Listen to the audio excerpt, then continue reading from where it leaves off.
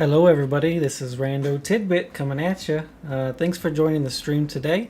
Uh, Today is a pretty exciting day actually. This is our first community event with Star Renegades, and very pleased to have several of my friends here watching and obviously looking at our Discord. As we get started today, again, just wanted to let everybody know what the event's about, give some rules and information. So today's community event is what we're calling Strong Renegades. We are looking at breast cancer awareness today, promoting women's health, and then we're going to have a few fun little contests in game, probably even a speed run challenge between myself and a good member of the community, Haypaxed. But I guess before we get started, as far as to give everybody kind of the plan and schedule for today, I'm going to start off first just by again giving some information of why we're here today, and then I'm going to start with my girl power run, which I have a save set up here once we get started. But I'll start that. It's at Planet 3. We'll go through that run. I'll go over some tips, some strategies, some other different things within the game, and then we will cycle through to doing a brand new run. We will do probably Entropy 1, maybe 2 or 3. I'll let the community decide how hard they want me to go on difficulty. And then we'll go to a speed run challenge. But before we get started, just wanted to share some facts. As far as breast cancer, fortunately, I haven't had any members of my direct family that have been impacted by breast cancer, but I have had several friends and colleagues, and one of my old bosses at work. She came down with breast cancer, and fortunately she is a survivor, and just wanted to kind of dedicate today's awareness to her and others and everybody in the community that may be struggling with this disease. But the good news is, if you take precautions and you spread awareness, screening actually can catch anywhere between, like a 5-year survival rate is actually above 90% if diagnosed early. So that's why yearly screenings are very important. The other thing is that 90 to 95% of all screenings in the world show up with no anomalies. And even if there is an anomaly, it doesn't mean that it's actually progressed into something that needs to be have any type of harsh treatment. So again, the plan for today, we'll go ahead and get started. We'll jump into my Star Renegades Girl Power Run. I'm just going to do a quick check to make sure everything's coming through on the stream all right, and then we'll get moving along.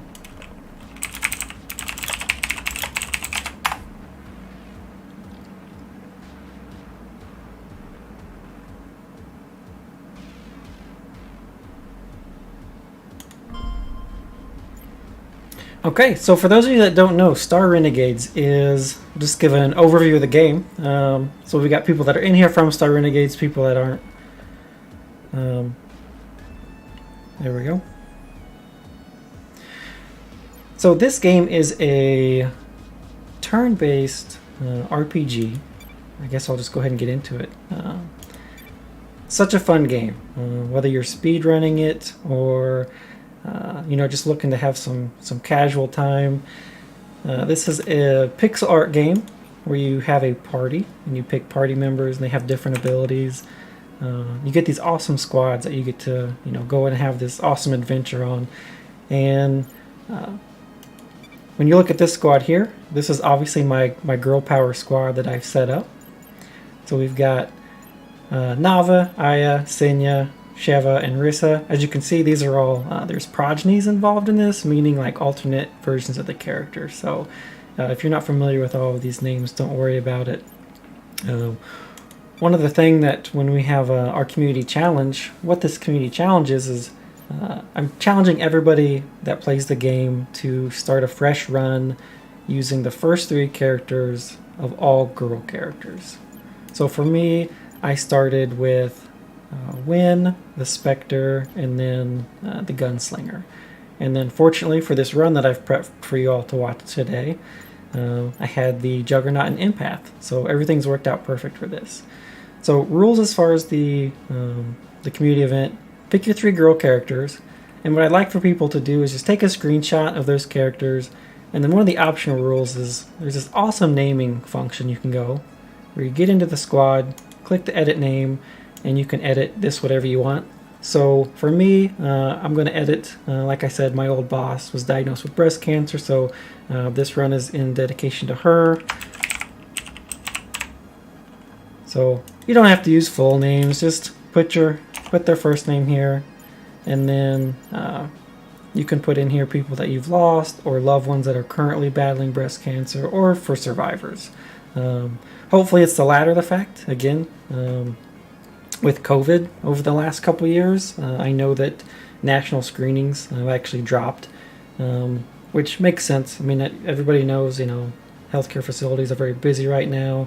There's also the fear of going to the clinics because of the pandemic that we've had. But now that things are starting to progress and get a little better, it's very important to make sure that you're going and getting screening, or making sure that your loved ones are taking care of themselves to do the same. Because again, early diagnosis is key to stopping this disease. So with that, I've renamed my character, and we will go ahead and get started on Planet 3. So here we go. And yes, it's on easy. Don't hate me.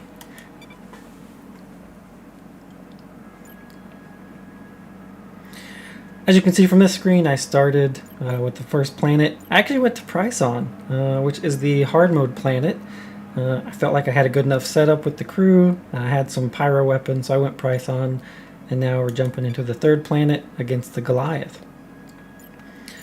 One thing you'll see here on this screen, if you're not familiar with the game, there is a relationship tracker and building mechanism built into the game, to where you can use cards for each of your characters to give them buffs, and then they'll get relationship points, like you see these hearts here, and that gives them combo abilities, power-ups, and different things.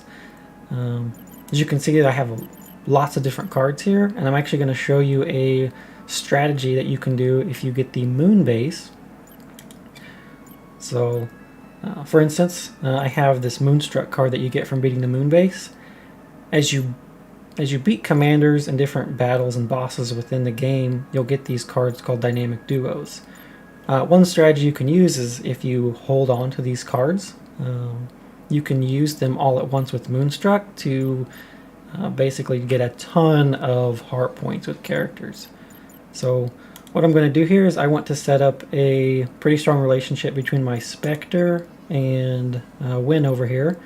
So as you can see, they both have Moonstruck, but I'm going to use this one here on my Spectre. And then I will use all of the cards here from Win over to my Spectre, and you'll see that we'll get bonus points here. So we'll use Comforting Words. This one, she says, "So is the future really as bad as they say?" Oh, absolutely. There's the Flux War, the space snake infestation, these man-eating plants that grow really fast, a disease that turns people into space werewolves. So much worse than I could have imagined.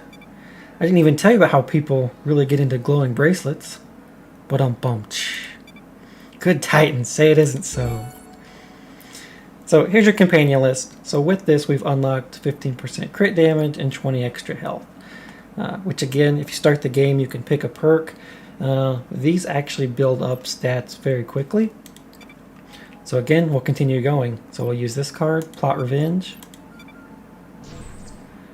And then these dynamic duos are for other characters, so I'll hold on to them. But I've got one more point I can use. So I'm going to go ahead and use this one here. And in fact, I've got a Mooncake. Let me go ahead and I'll do Moonstruck on her. And then we'll use these two cards.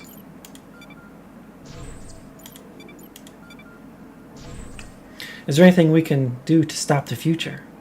I don't know. I came back here to stop future dictators, and it turns out there are a lot of them. Pretty much everyone, actually. So what's the solution? I think we need to expand the Just Say No to Dictators programs in the schools. Alright, here we go. So this is what we call a combo unlock. So these characters, for the use of Fury, can unleash a very powerful attack. For Wind and the Spectre, it is Cyclone. So as you can see, it's going to be an AoE attack that hits twice. This is going to be a very strong move that I'll use a lot on this next planet. And then with that, I've got these cards I can use, but I'll go ahead and save those up because they're with different characters. And now we have no more action, so we'll start the game.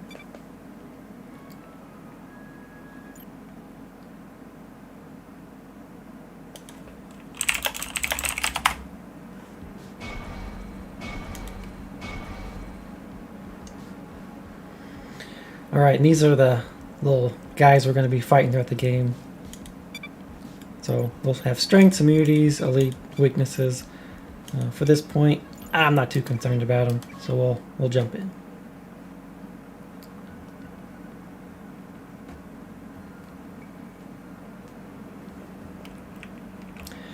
Alright, so when you first hit a planet, it's good to just kind of do a quick scroll of the map, see what's going on. Looking through here, like credits, I always like to get credits. Here's a general up here. You kind of want to line out your path. So shield's good. Here's a Warmonger employee that'll open a secret zone. So this is the path we're going to take, is down in this area.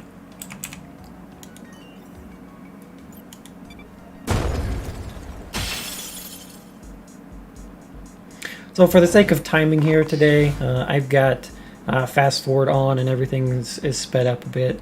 I'll go ahead and keep that on because I don't want the stream to go on forever and ever. But just so you know, this is everything that's sped up.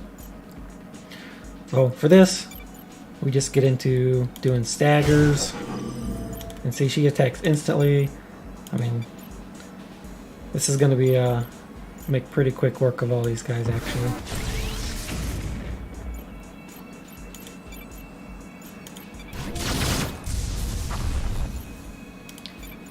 And then we'll have a break over here.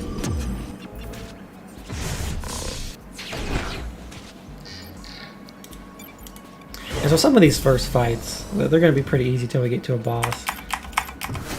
And you'll also be able to hear my nice clicky keyboard as I spam enter to beat these guys. Really the point of these first couple fights is just to build up Fury and get you prepped up for bosses. So for shield, I'll give it to my tank. And we'll move to the next fight.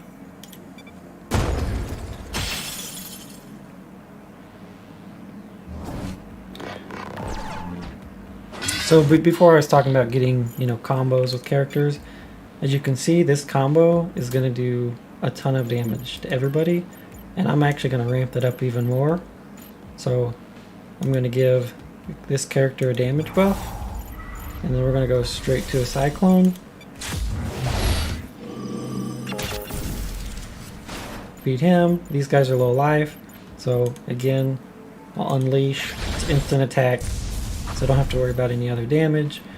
Contract killer, take out this person. Then we're just left with one damage on my tank, so nothing there. Almost nobody left, so I can just kind of spam through some abilities here.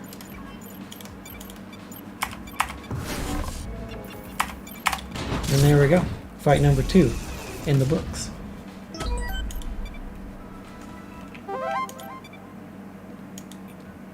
Alright, this next fight we have here is actually going to be against a commander.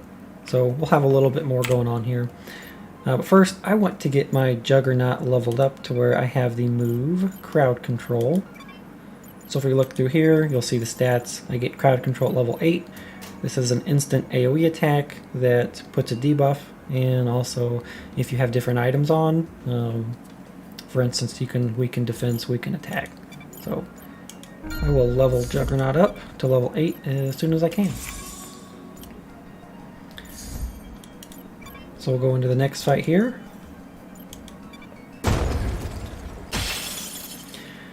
And on Planet 3, the dudes on the little motorbikes here, hover bikes, they have some pretty strong moves, so you want to be wary of that. And then Buckets of Pain, as you can see, that's an AoE move, lots of damage. Do not want that to go off. So As you look through what moves I'm going to do here, I'll look to see what Cyclone does. It's going to enrage him, so I'm actually going to focus more on getting breaks here. But first, we'll do Contract Killer on this guy, and then start working towards getting breaks. Unleash can hit anybody right here, so I can look at that. As you can see on the top, this bar is moving from left to right. That's the stagger bar. Most people that play the game will be familiar with that, but for those that aren't familiar with the game, you push that all the way to the right side, you will stagger that enemy, which means they cannot attack for that turn. The reason you're seeing Blade Shot and these other moves have this little square around it, meaning it can hit the back row, is because my Spectre has a moon base item that lets her attack anybody from anywhere. So great to have. So as you can see, even though I enrage this person, I'm going to do enough damage and do a break. So I'll go ahead and use that. And then we will also, again, just look at doing some damage here to this first character. Nothing too crazy on my empath. I'll just use my knife. And no big deal here.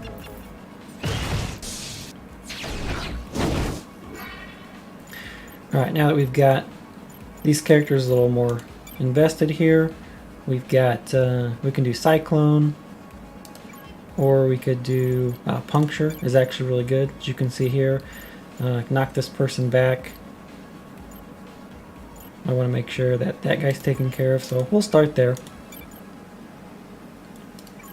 So he can't be knocked back anymore. This guy still can, but again, I'm going to Puncture to knock him out, so we'll go this route.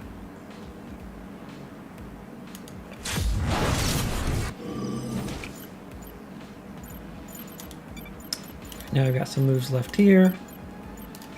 If I do Unleash, again, these two are out of knockbacks, so I want to make sure that I get some damage on these characters here, because I've got the Empath, and I still have my Spectre here with the move. As you can see, I don't want to use those moves because I want something fast. That's going to enrage. So here's a little trick you can do. So let's say I want to do Jagged Slash on this guy because I don't want him getting that move off. I can use the Empath here to do Inspire, and I will Inspire Jagged Slash, which will make it go instantly. So there's one character down. Now she has another turn right here. Oh, looks like it's gonna be just shy, but here's what I can do. I'll do Jagged Slash, and then I've got this. I'll slam, no damage, Mind Knife. Simple, simple.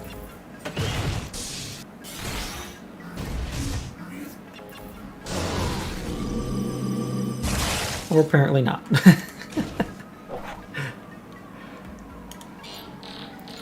I think maybe this guy gave extra shield. We'll see. Nobody died. We're good. Right, now it's just a matter of beating these last two.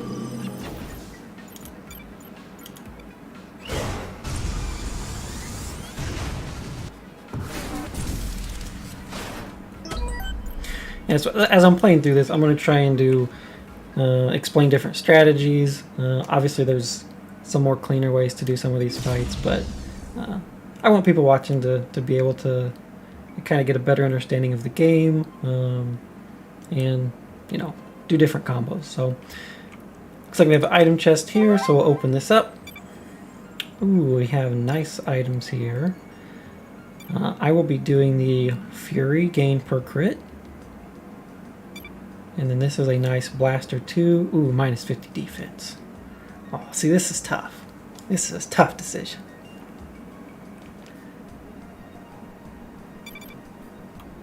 Oh, so many good items.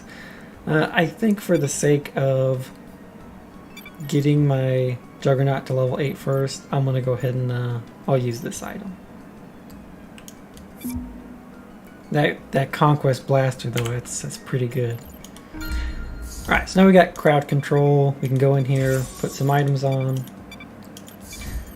Don't have anything real good for a implant yet, so we'll keep moving. If you're interested in what my items are, or what my characters are wearing so far, I'll just do a quick hover over. Win, again, is focused on fast attacks and doing defense down. I just equipped that for Juggernaut, Empath, Fury on crit, marking enemies, and then having faster move and shield regen. My Gunslinger has pyro damage, Fury on attack, seeing a theme here, and then faster attacks. And my Spectre, here's the reach item that I was talking about that lets her hit the back row and gains Fury on crit. Then she's just got a damage rifle and then another Beholder to mark enemies. So this whole build of girl power is marking all the enemies, doing lots of Fury generation, so I can basically use Cyclone or my combo moves as much as possible. So with that, we've hit our 3 turns for the day, which means we will go to our camp. And here I'll start using my dynamic duos. So I'll use Moonstruck for my Gunslinger. And dynamic duo. And last one to make them soulmates. Thanks for those late night training sessions. I definitely learned a lot about how to use my body more aggressively. I sort of specialize in close quarter combat. Those 2 extra arms of yours make things a lot more interesting. I feel the same way about your mech suit. So obviously they're talking about combat sparring, ladies and gentlemen. So as you can see on this relationship level up, now that they have reached soulmates, you would unlock different progenies. I already have these 2 unlocked, of course, but as you're going through the game, this is how you would unlock new characters. So now that my Gunslinger still has the Moonstruck active, I'll want to get everybody else leveled up. So I'll use this dynamic duo, and I'll start using some other cards here. So for all the futuristic weapons tech, I have to admit I'm pretty jealous of your extra arms. Those must come in pretty handy when you're shooting and strangling people or trying to file invoices. Yeah, I can't complain, although sometimes they do their own thing, like they have a mind of their own. That sounds inconvenient. Sometimes, but I think all the extra arms are starting to have some ideas.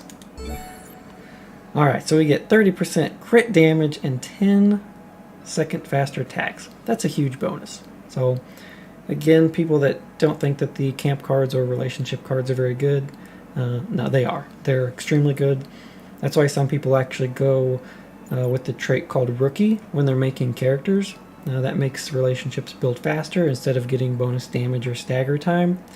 Again, I'm going pretty technical in the explanation of the game, but just know that unlocking new hearts and camp cards is definitely worth the time. So now I want to get some combos here, so I've got 2 points left. I'll go ahead and I'll use these 2 cards. And then I'm out of actions, and so that's good for now.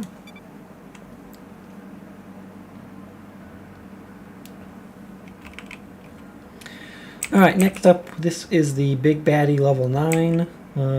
Normally we don't want to take him on right away. We've got a med kit here, a little item here, some money over this way.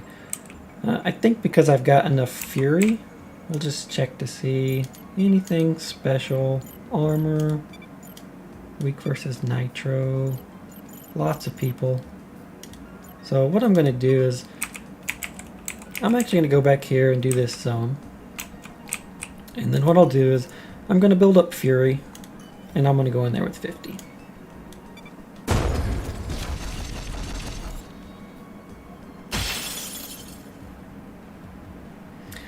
So we got 3 characters here. The thing that I love about getting crowd control is it's instant, it's AoE, it'll apply debuffs. So at this point, I'm just going to crowd control, start off that way, and again, because I'm trying to generate Fury, I'm not going to spend a bunch of Fury here.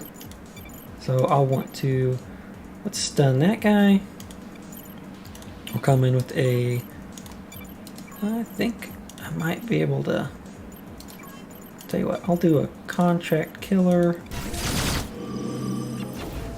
and then this hue will be kill shot, and then Mind Knife's not going to stagger, but we'll just do the extra damage here.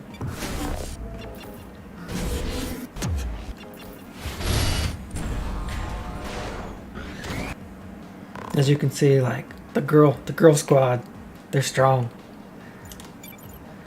Alright, so over here, Buckets of Pain. Again, I'm gonna go with crowd control. It's just kind of free damage at this point from my tank. And then I've got so backstab here. I'm obviously not gonna let that Buckets of Pain fire, so blade shot will push him all the way back, and then we can start doing contract killer and cleave. That'll be enough to get him down.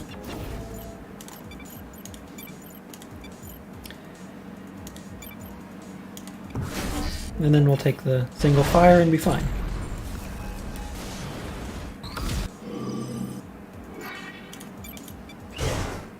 And now I'm maxed out on Fury, so we'll go into our commander fight looking pretty good.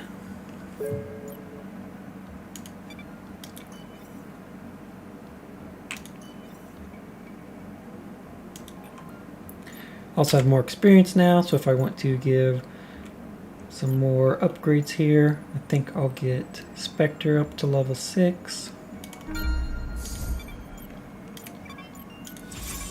And then we'll go into this fight here.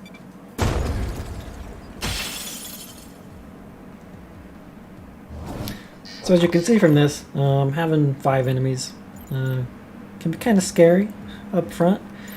But the reason I wanted to go about this is I can do Battle Cry, and I can also do Cyclone in the same turn. So one thing I want to make sure I do first, though, is any kind of character that I really want to do extra damage on, which would be this guy back here. I want to go ahead and hit him first, get the armor damage reduction on there for the combo. So start there, and then we'll Battle Cry.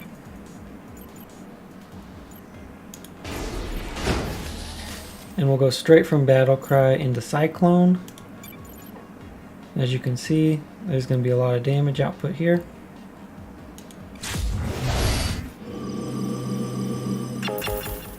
And marked. And so now I can do, I've got crowd control, and I've also got my empath that can also move. So if I do crowd control, you can see it's almost going to take all the small guys out, but it's not going to take them all. So at this point, I just want to make sure that if I can stagger something, that'll probably be the best bet. I don't want my empath to get hit up here, so I'll actually use my move right here on this first guy. And then I will get close to another stagger, but at this point, I could inspire. Could do several different things. So for the sake of this, I'll just hold it, and we'll do a just some extra damage on this guy. So all these shots hit my tanks, not a big deal. So now I've got this maneuver. It's back on this way. Again, I can do a crowd control and just start kind of ticking away.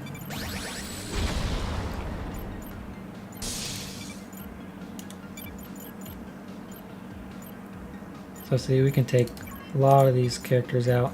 I'm going to hold Inspire. I'll probably end up using that. Dissipate to stun. I don't want this maneuver going off, so I'll go ahead and stun this guy. And see, win. There's no AoE at this point, so I'll just use whatever attack will do. Get a quick kill. And then I can use my... Again, I still have Inspire. I've still got plenty of moves. So for this point, get another kill on this guy.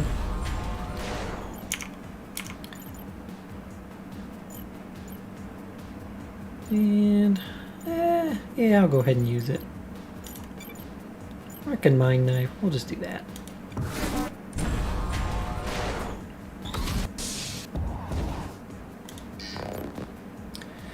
Alright, so you can see he's at... can't be staggered, but it's not going to matter because he's going to go down.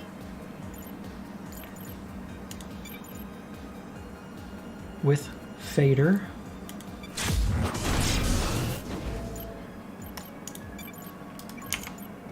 And then we'll slam him. And we'll do a Whirlwind. That'll be fun.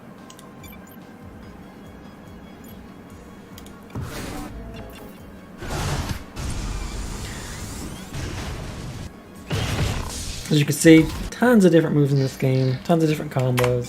And the idea is you don't want your non-tanks to be taking damage, you want to utilize shields.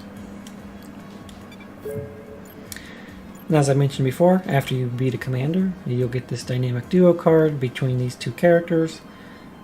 Again, if you hold on to these and use the Moonstruck cards, it's a pretty good strategy for building the relationship points up.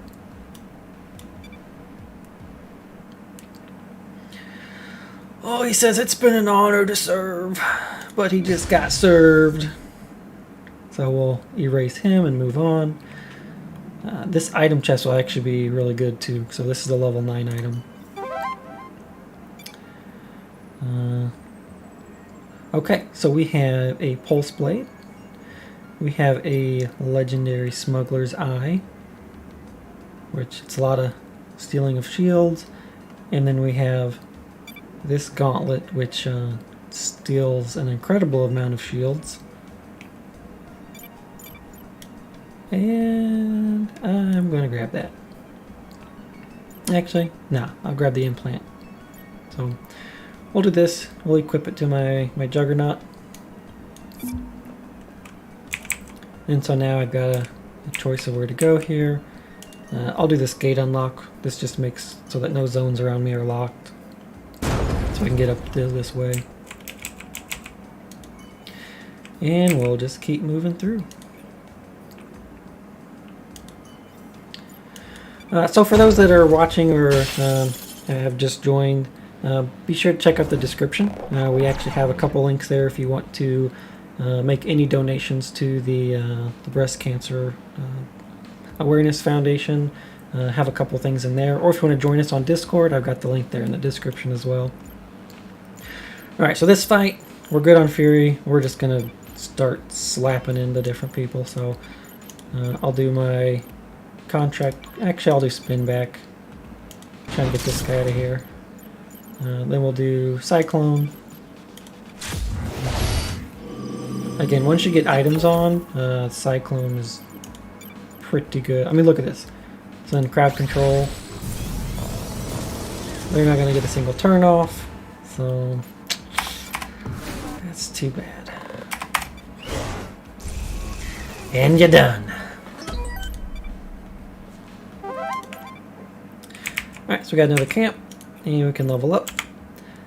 I will take, let's see, I want to get her up to level 8 next, so we'll go up here. And now she has an AoE move, which is great.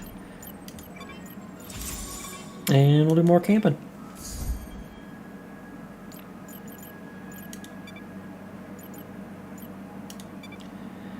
Alright, so for this one, I'm just going to start using up some of these cards.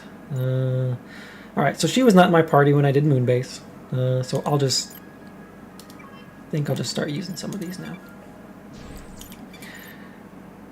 The old dynamic duo. And see here, so this is going to heal health. I'll go ahead and use this on her, and she's got one same thing. They're friends, they're going to heal each other. Isn't that sweet? This bleed card. So I would normally use this on my gunslinger to give her that added bleed effect for contract killer. For this part, I'm going to give it here so it works on the combo for the next 2 combats. So we will get them, try and get them maxed out. We've got a duo here. And I don't think I'm going to have enough, so let's do health damage. That looks good. And then we will move on.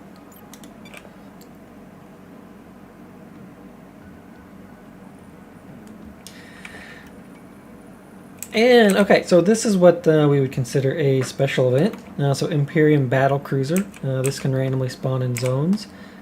So that's pretty hype. I'm actually just typing to my buddy here, Battle Cruiser! Yeah! So we'll go ahead and jump in there. So these side zones, they're good for getting extra experience, extra coins. As you can see here, we got a credits cache, so I will make my way over there.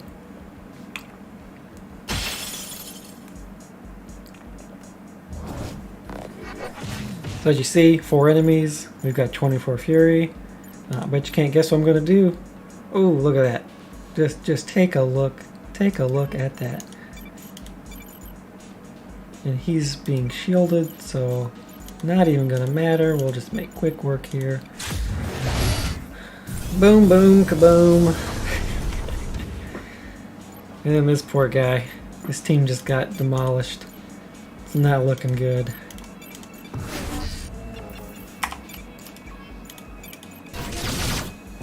Oh, there we go. One fight done. Moving on to the next. 300 credits. We got one more fight and then a boss battle.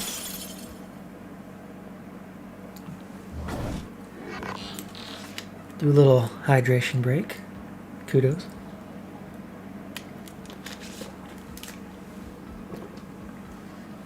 Alright, for this battle, we're going to try and do a lot more breaks to build up Fury for the next boss battle. So yeah, as we look through here, do a slash here. She now has Have a Blast, which does pushback and AoE damage. As you can see, we'll get some breaks here, so I'll use that. We can do a punch, but I think for the sake of this one, we'll do Unleash. Make sure we get this guy taken care of. And then Mind Knife. And then we will finish with the Blade Shot. And I think this will take most everybody out. There you go. Have a blast. So now we enter the boss fight with 38 Fury, enough to do pretty much our whole combo pack. And can't quite level her yet. After this next fight we can. Oh, one thing too. As you're clicking around, if you ever get caught in like a weird like chair or vat or something, hit the R button. It'll just move your camera to the middle and get you unstuck. It's also a little tip for speedrunning. If you have a really long pathway, as soon as you zone in, you can hit R and it teleports you. You save all of about 2 seconds, which in the grand scheme of things isn't much, but in the speedrunning community, 2 seconds can be a big deal.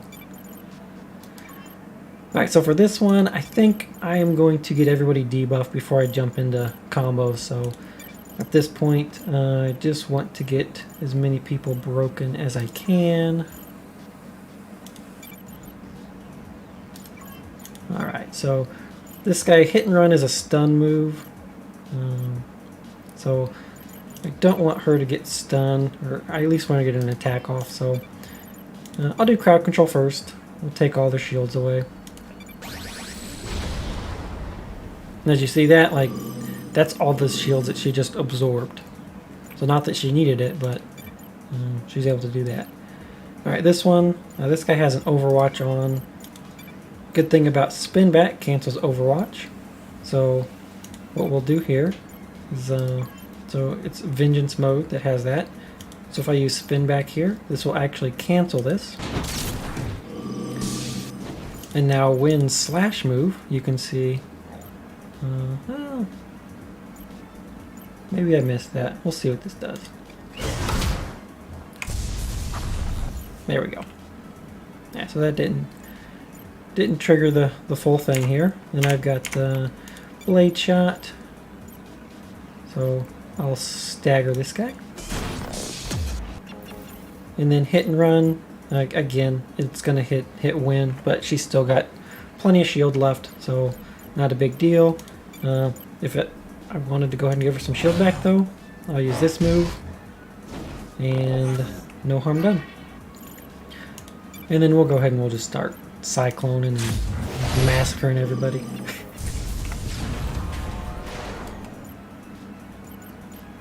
And we will go for more stagger. Spin back. At this point, I could use Mind Knife. I could do a couple different things. I'll just go ahead and do it. Even though it's going to take away his stagger bar, I have enough moves that can hit fast enough that that's not a problem. So even though it resists Fury, you can see I'm going to do Burning and get marked. So I'll just do that for these other attacks that I'm going to hit him with. So he resists Flurry, Cleave, big damage, Slam, do some damage there. And then Mind Knife's not going to do everything to him, so I'll stimulate this move, give it more damage, and then this will be enough for a kill shot.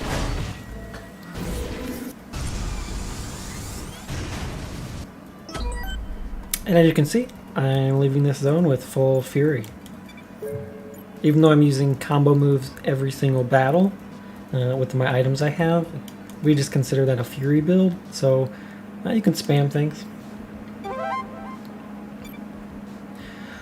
Alright, this item we have, man, we've been getting great gauntlets. So that's a level 7 item that we could potentially equip. Extra attack and stagger would be good. That's a lot of shields, so also a good item. Then we have a rifle, so disintegrate, armor per round, not huge for this. So I will actually get the, I think I'll get the new gauntlet for my empath. So we'll stash that, get her leveled up, and equip it.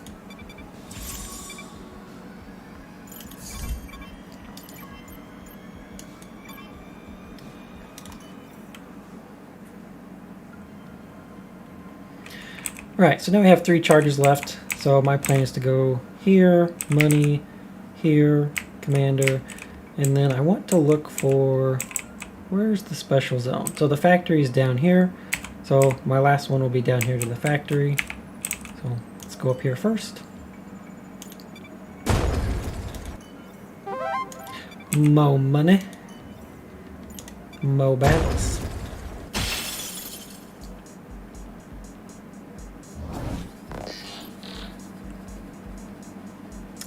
Okay, so this one, anytime you have 2 of these gunner guys, they can do a lot of damage. Buckets of Pain again, huge damage. What we're going to do, we're not going to Cyclone. We're going to focus on our single target. Push this guy out. And since this is a move between the Gunslinger and Win, we don't need to debuff or do anything beforehand. But what we will do is we will crowd control, which you can see their blue bar. All the shields, all the steel, that goes away. So do that first, and then we'll jump into our puncture. And before we do that, we will do a stimulate buff for extra damage.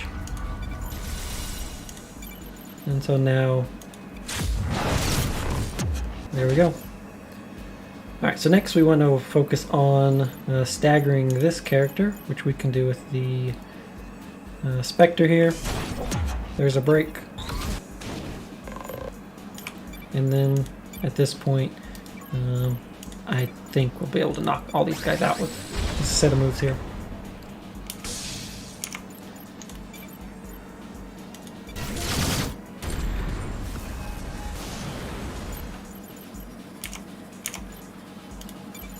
So again, blade shot, 45 seconds of stagger based on her current setup. So use that on him. Win, I think we'll probably just knock this guy out. Mind Knife for funsies.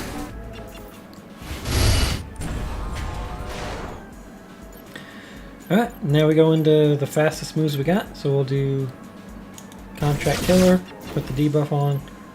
We can actually do whirlwind or slash. At this point, doesn't matter too much.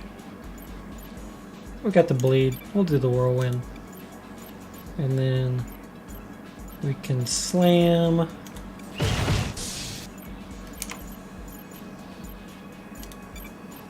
And I've got plenty of fury, so I might as well just stun this guy. I won't take any damage. So, there we go. I would recommend, if you've got enough fury generation, you're not going straight into a behemoth, use your stuns. Like, there's no reason to take any health damage from that guy in that situation, so. It says, "Mother, but you promised!" Mr. Cat's Blaze. He's done. Get out of here. And more items. Alright, so we got a device. I like weapons better. But if you look here, this is a huge amount of shields and recovery per round. Same thing, shield defense, armor. So I'm going to look at my Juggernaut for this one. 68 defense versus crit, 16 armor, 59 shields. So because she has such a large shield pool, the 25% shield defense is better than this auto regen. So we'll go ahead and put this on. And now we'll move down.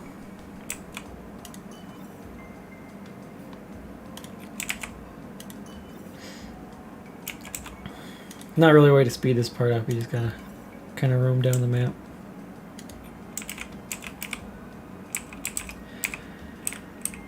Oh, except I've made a grave mistake. Oh, it happens. So, I have one charge left. So, I can get the health kit, which I don't need.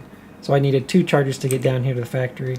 Not a huge deal, because either way I was going to miss a commander. If I went down here, I wouldn't have gotten this guy, and I got a pretty good item.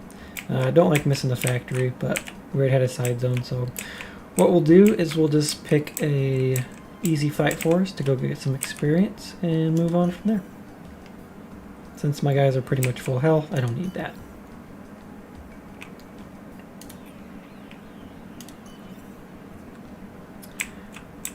We can do, let's do the armor, that'll work.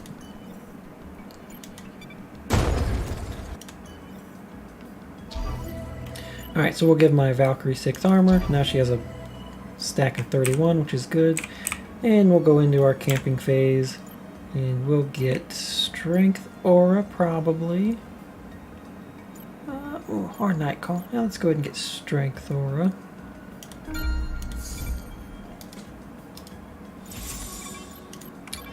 Alright, and now we will do our last camp before the behemoth fight.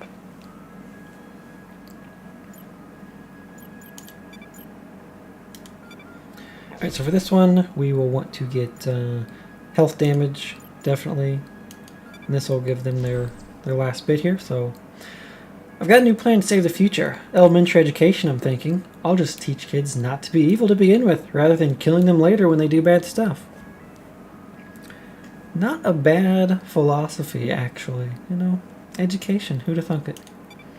Pretty bold plan. Could it possibly work? I'm still figuring it out. But you're a dedicated public servant. Maybe you could help me with to sort out some of the kinks. Can a galactic war and a time-traveling assassin save public education? I have a feeling we just might. Again, we get more bonuses, more crit damage, more health. Yay.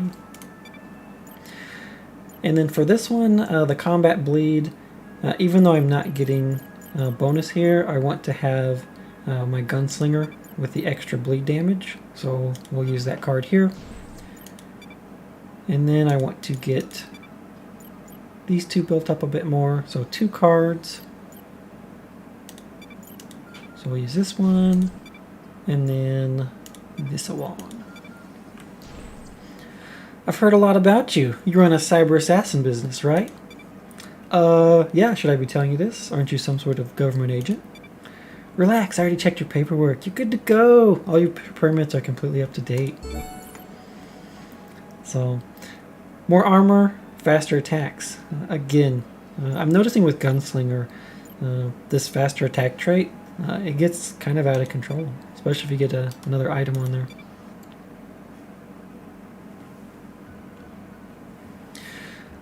Alright, so now we're fighting the planet boss, which is called the Behemoth. So we'll go ahead and jump in here. So this Behemoth has several different phase shifts, I'll call them, where you want to do certain damage or maybe do defensive moves. For the most part though, you want to go in fully leveled here, so at this point I want to get Contract Killer at level 10, so we'll go ahead and give Gunslinger a level. And we will jump into the fight.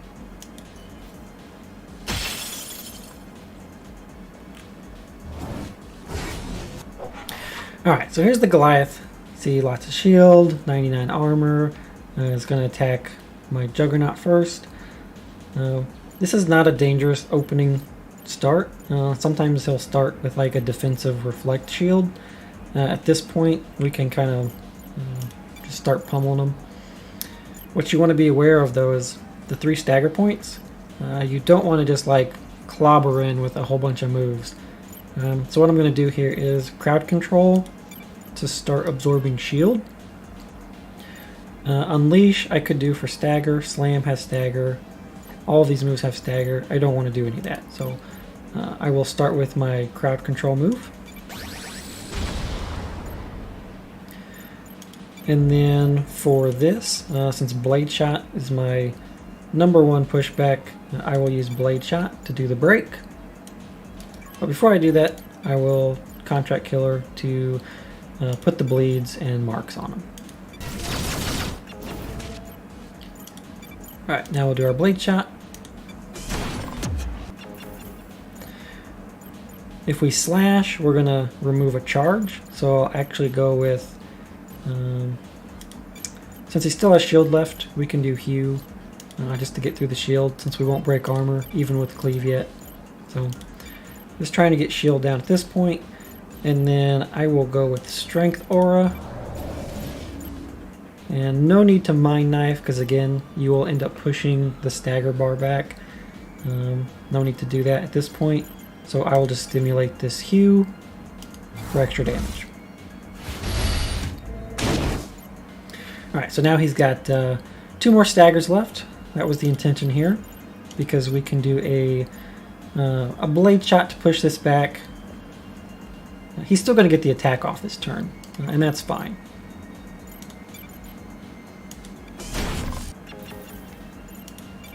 Because there's no combination we can do here that's going to push him back through break. But because he's attacking the tank, this is pretty simple. Just defend with your tank. And then I can actually go back to starting to use some armor breaking. So even though this is going to push him into 0 stagger, I'm going to stun him the next turn. So I want to actually start getting his defense down. That's why I'll cleave and use these other moves here. And then for her, again, I will just use a stimulate to get more cleave damage. So there, breaking some armor, breaking more armor. He's at half life at this point. Fire shield.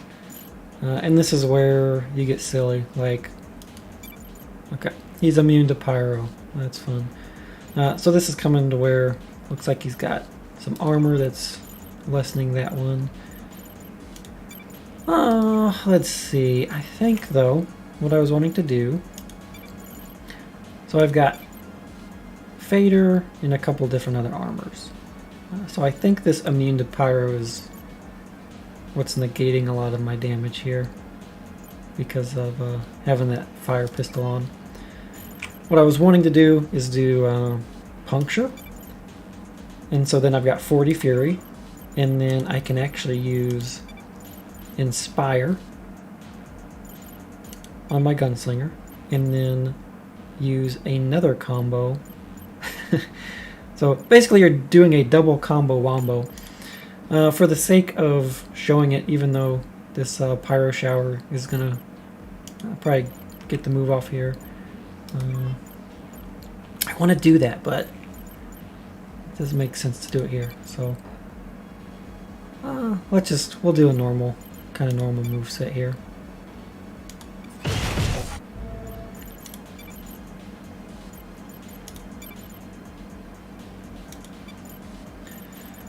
And then we'll go ahead and we'll do the Inspire.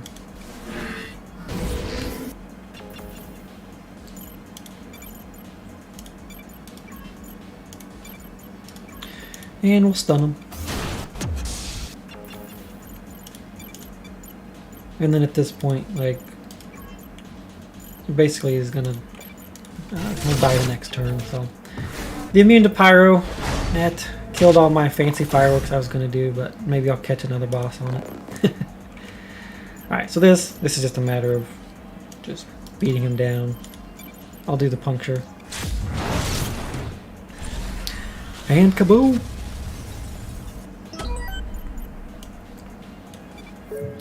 So boss down, everybody full life. In fact, nobody took any damage. And he is done.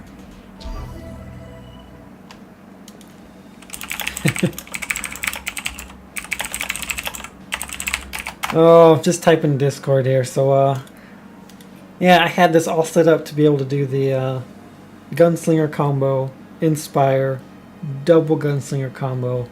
But because she had that fire pistol on and he was immune to it, he was immune. Oh man. Alright, so this is the after planet here, where we'll be able to spend some of our hard-earned gold. Alright, let's see. We've got 794. Oh my goodness. Okay. This is a very good sword. Alright, so this gives 50 defense reduction and then an additional 50% to crit. So somebody's getting this. And then the blaster here, bleed 10, staggers delay. Yeah, these two are really good. I'll probably sell an item actually and just buy both of these. But let's see what my gadgets are.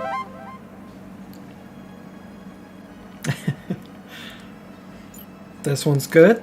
I know my buddy Hapex here. He runs Enforcer a lot. He'd be drilling here with this much flurry damage and then also applying mark. So I'm gonna have to pass on it, but you would love that one. This here seems redundant. All attacks apply mark with an additional all attacks apply marked. I don't think the mark stacks. We have to test that, but anyway, what I was saying before, we'll go to our squad page and open up just any equipment because I need to sell this, and I'm going to sell this, and I'm going to sell this. So now we've got 807, because what I'm going to do is I'm going to go buy these amazing items. So the sword is amazing. The only thing I need to make sure here is level 6. I don't know if I can get to level 10 on the last ship. Probably not. I can get this. She can get level 10 for sure.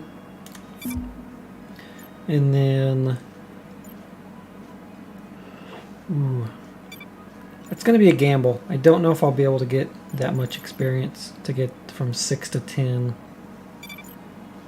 But I don't have anything better to buy. I could do the flurry thing. Level 8 is going to happen. Yeah, I'll get this because for sure she'll get level 8. But yeah, I don't think level 10. Alright, so there we go.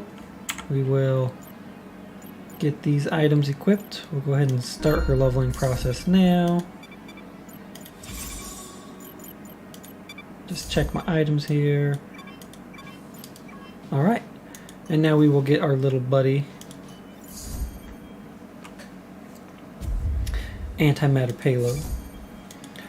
Also, tip for new players, when you first get that character, go ahead and open up your squad and click on formation, because it will almost always put the bomb in the front line. You do not want that. So I'm actually going to move front line, swap this. He can still be targeted by reach attacks, of course, but any attack that's front line only will hit your tanks instead of them targeting the bomb. So go ahead and do that. And then we will jump to the last planet. Which, by the way, I guess I should have preferenced this beforehand. Spoiler alert, I am going to complete this playthrough, so if you haven't beaten the game, I don't want you to leave the stream, but just be prepared that you will have some story spoilers.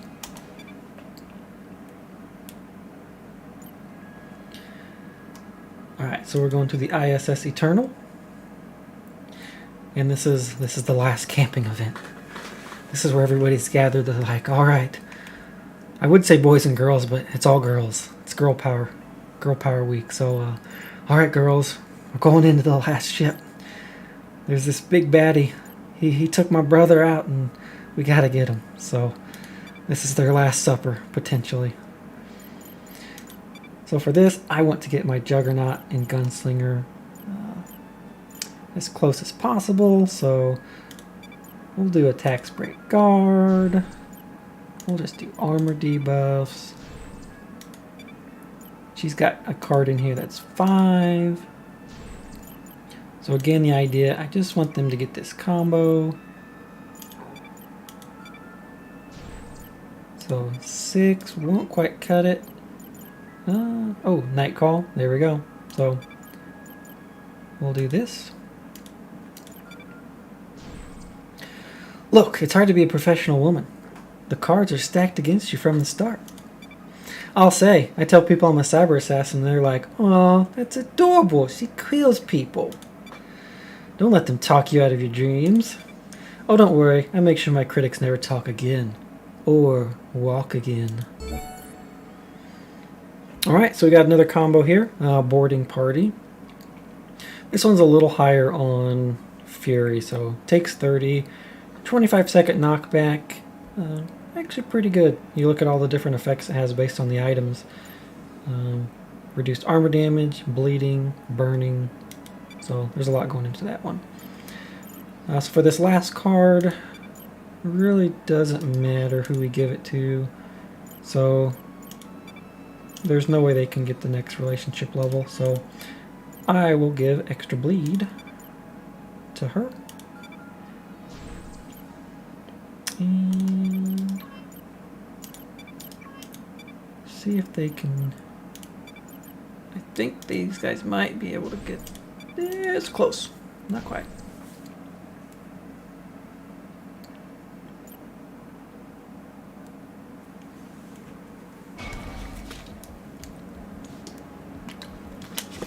Alright, so big baddie, got the Herald, level 10. We've got little Goomba guy here. I don't know if anybody else has noticed this, but this is totally a Goomba from Mario. Once you see it, you can't unsee it, so you're very welcome. Alright, with this part, you kind of just want to look at kind of path of least resistance. All of them have the shield, armor, and med kit. Sometimes you'll get an item box. You can go for it if you want. This, you're just kind of looking at what kind of monster setup. So Bounty Hunter, they can stun. These guys, Juggernaut, Bike Guy. This right path looks the worst. Yeah, that dog's bad. So I think what I'll do is actually, I'll just go right up the middle.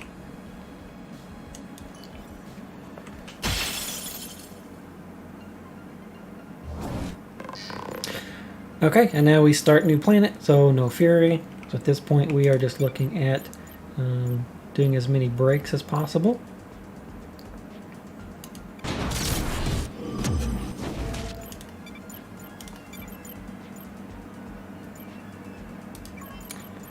I think... Again, Blade Shot is a really good stagger right now. We'll get Joust down. Unleash will break.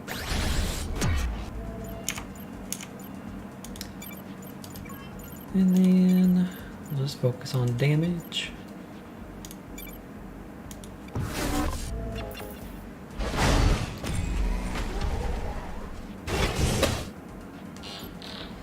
Alright, so now he's got Joust. I've got 20 Fury. But, as you can see, I'm actually just going to start chunking this character down. So if I look at Inspect, so inspect this guy. So see, he's got 3, so he's got Corrupted. So again, he's just got some debuffs on him.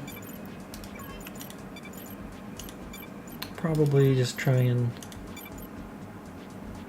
I don't know. Bile's not too bad. Everybody has shield. I'll just focus on him.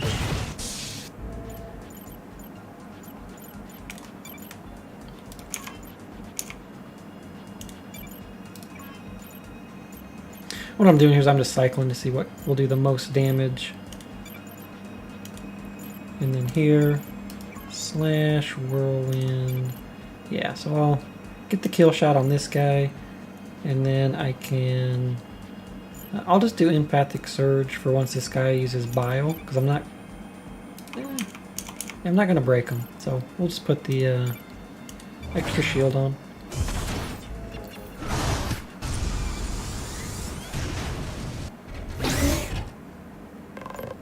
And see, I put the shield on, so it's already back up to almost half everybody.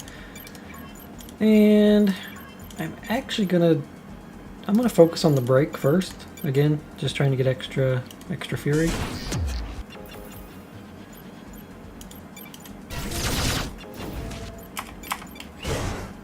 There we go, 45. Okay, we will get her up to level 10. So I can put my new pistol on.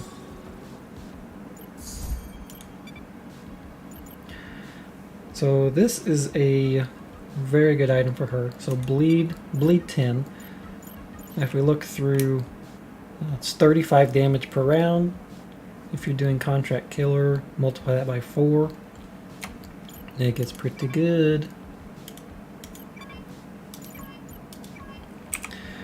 Alright, next up, again, the idea is just to save Fury for the boss fights. Ground Pound, let's see.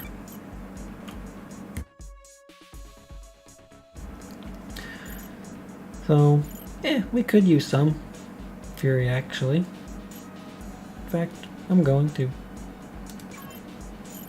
Yeah, why not?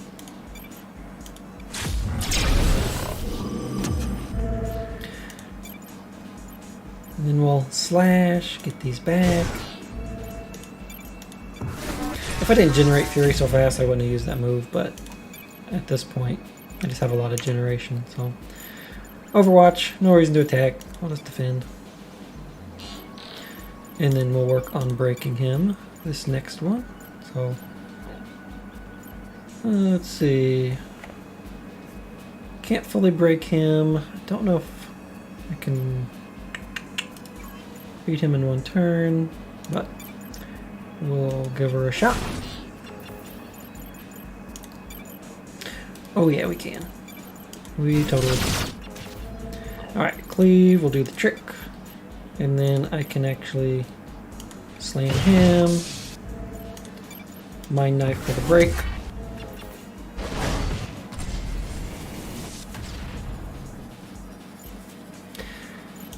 And we'll just finish him quick. And I'm back up to 45 Fury. Again, that's why I didn't mind using the AoE move, just kind of for fun.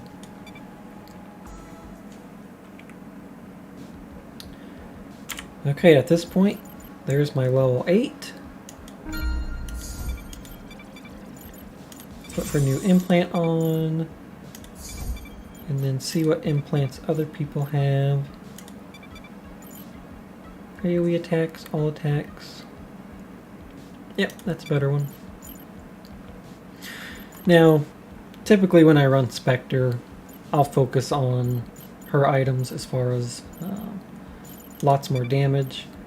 Like this here, I could put this extra bleed, but because of the Fury and being able to reach, she's my main stagger. I'll just leave it as it is.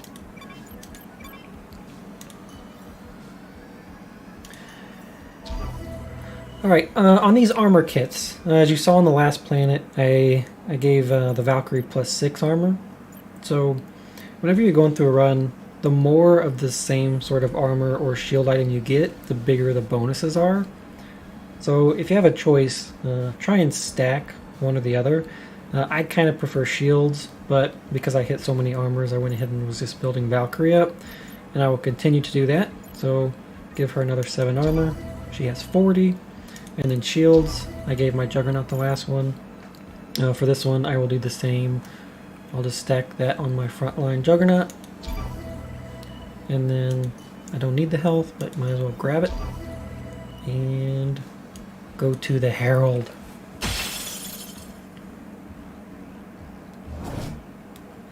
Mother has demanded your extinction, and I must obey. It's an honor to serve. Alright, so in this fight, I'll just kind of do a little talking before I get into the action. This top tentacle thing, whatever you want to call it, it does a move called Overwatch. What that means is it's going to counter all of your characters as they're attacking these different characters, these different people. You can actually counter this ability. So Gunslinger has spin back, as you see in the tooltip here, cancels Overwatch, cover fire, and riposte. Yeah, it does exactly what it does. So if I were to, let's say, contract one of these characters, she could get countered. So there's no reason to do that. You'll want to do the spin back first, and then that will break this counter, so then you can start working on the other characters. So let's go ahead and do that first.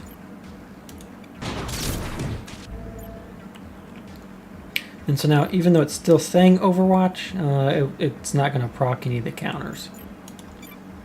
So I don't need to do any crazy combos just yet. At this point, it's just a matter of looking who they're targeting, seeing if anybody's on the bomb, which this guy is, meaning I'm going to break him first. So here, we'll go ahead and do this. So now he's broken. At this point, I can start doing a couple different things. I can absorb shield, but the best case scenario, there's no reason for my Spectre to take that much damage.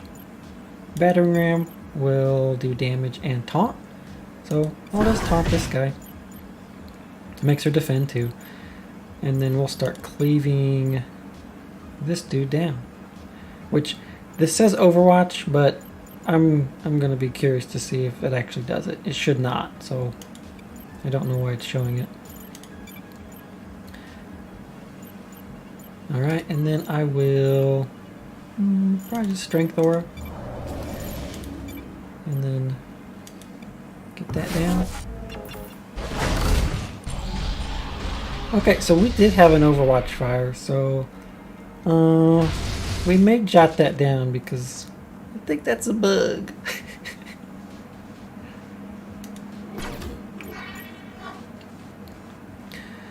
Alright, Mayhem on my bomb guy. I don't want that to happen, so here's where again you've got return fire. I'm going to use spin back again and just it's supposed to cancel these. It still looks like it's going to happen though, so I don't know. I'll cancel it. I'll just use a normal move at this point. And then we'll do a break here.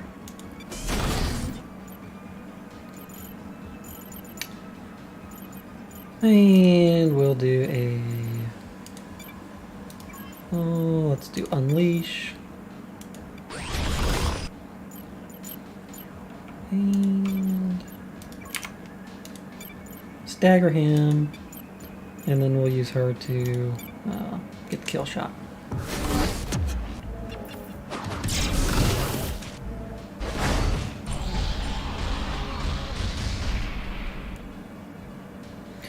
Alright, now at this point, you've got several options.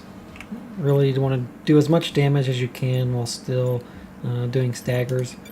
So, for this point, I could do a stagger, and I'm not going to have another character with enough stagger to be able to push him out. It'd be close, but for this point, Mayhem's not that bad, so just taunt him. See, I mean, look at that damage. Like, she's going to take nothing. And then we just go into damage mode.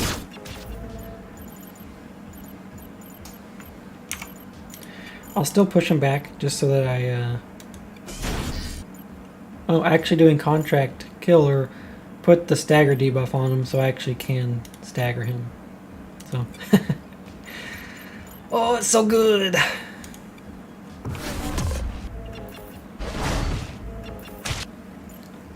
Alright, now if I can't get kill shots on, which I'm pretty sure I can, I could use a stun, but I want to go into my next fight with as much fury as possible. So we look here. Yep, I'll just be able to kill him fairly quickly.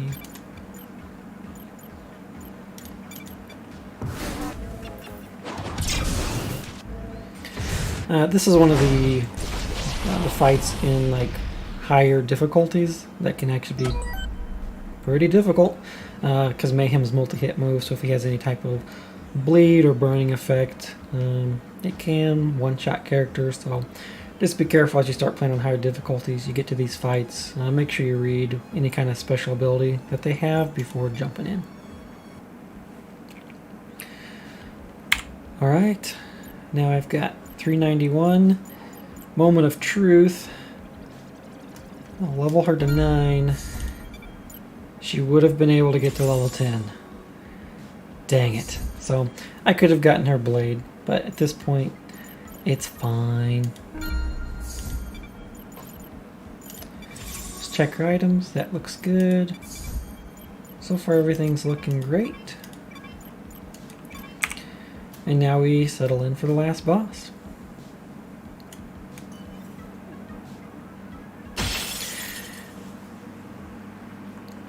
So for the sake of not making too many spoilers, some people out there may be like, "Oh, why is Bentley my robot buddy? Why is he out here? What's the deal?" You'll have to find that out for yourself, but just know that I'm going to be relentless on our buddy Bentley. Alright, so for this, we've got Napalm Bomb, Immolate, Broadside. We don't want Napalm Bomb to go off, so we'll start by doing a double stagger on him. So that'll put the stagger debuff on him. This blade shot will do a ton of stagger. We can do a slash and we'll end up breaking this guy as well.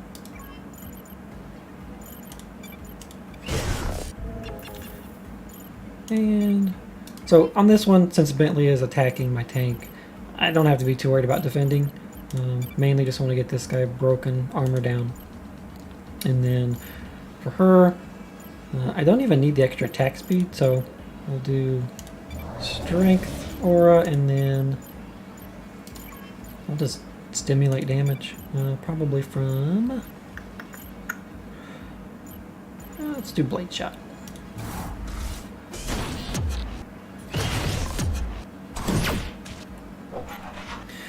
Alright, now we've got this guy we can actually kill, so him not having stagger is not a problem.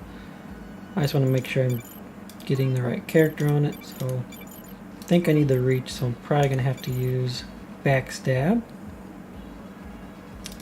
or crowd control. Let's see if it'll work. Yeah. Alright, so we will backstab this guy for the kill. For Immolate, we can do a couple things. I'm actually going to just contract killer. Mark him, slash, easy peasy.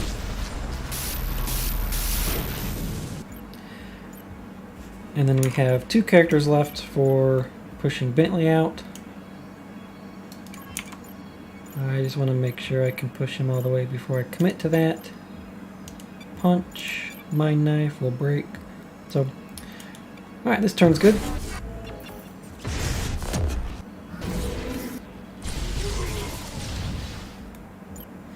Alright, now we've got 3 staggers. So what we will do is, again, we mentioned before, this will give a debuff to his stagger anytime I attack him. So now the question is, do I use the 25 seconds? Probably not, because I'm going to want to debuff him first and then use it. So contract killer, bleeding, debuffs, all the good stuff. And then I can go into huge stagger moves here. So blade shot, we'll go ahead and use chops 15, sunders 15, mind knifes 35.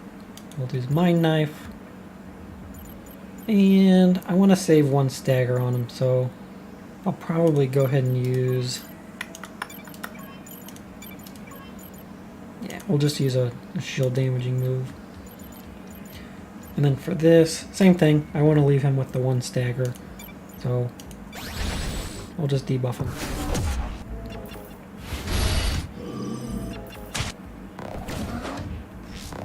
Alright, so at this point, he summons 2 extra little minions. For whatever reasons, these guys will target your bomb quite a bit. He's also doing Hornswoggle, which this will make my characters target random things. So I don't really want to mess with that. So what I'm going to do is I'm going to start using some of these big baddie moves.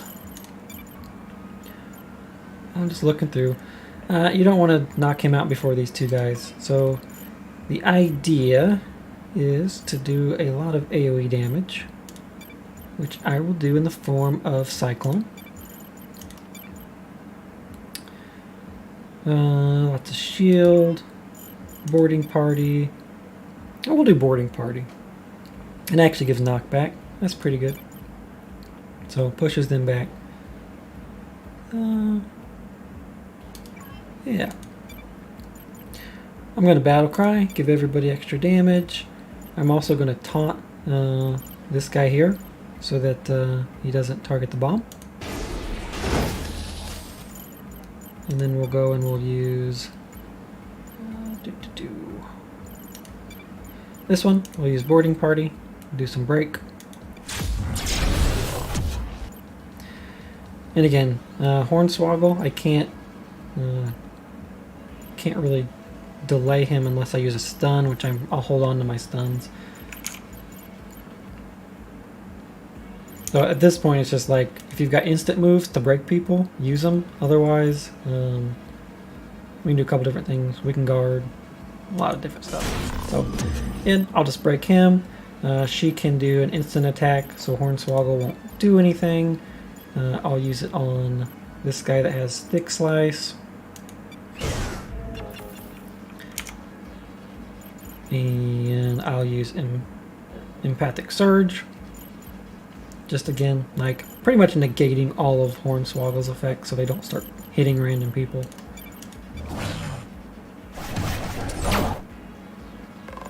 So there we go. Hornswoggle has been dealt with. These guys now though, they can't be broken. So as long as they're not targeting your bomb, they're pretty good. And this is where I can actually start looking at doing just mainly damaging moves. Cannon fire, it's random. I don't want that to go off. So I'll go ahead and break them. And start working on doing damage moves for these guys. Take out the first guy. So I believe if I do, let's see.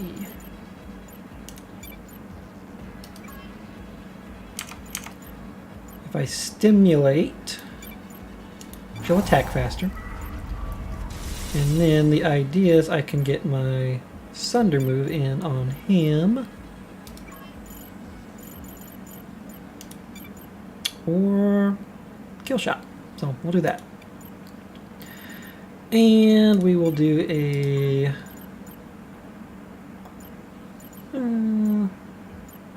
we'll just do crowd control for damage.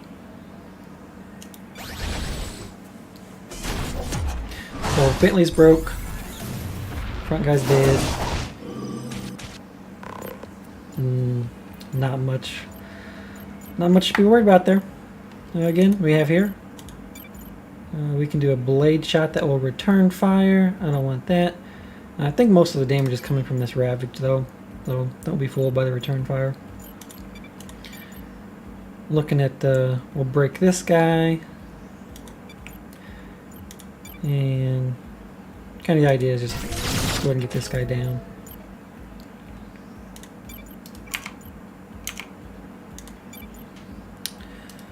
Oh, we can Jagged Slash. Save the stun. So at this point, I'm just going to absorb the cannon fire.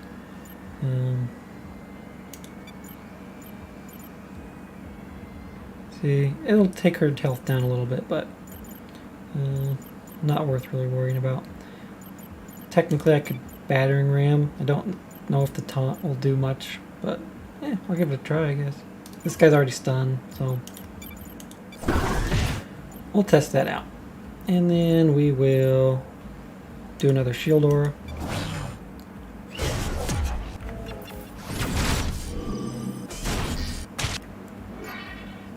Yeah, see, so Cannon Fire did hit the Spectre, took her down a bit, but he's almost gone, so not too shabby. I'm at full fury. Alright, for this next part, what you're going to want to do, once you get this this character down, it's going to summon it's called a VAT. The VAT, if you don't kill it in time, will actually resummon the boss, and that surprises players. There's your spoiler alert. That surprises players because then you have a VAT and then this enemy doing lots of damage to you. So what you can do is you can do what I call overflow damage. I'll get to that next turn, but for now I just want to do enough stagger to just kind of get through this turn, break armor. I don't want to actually kill him this turn. So the idea is just getting as much armor off as possible, and then use this to get my shields back.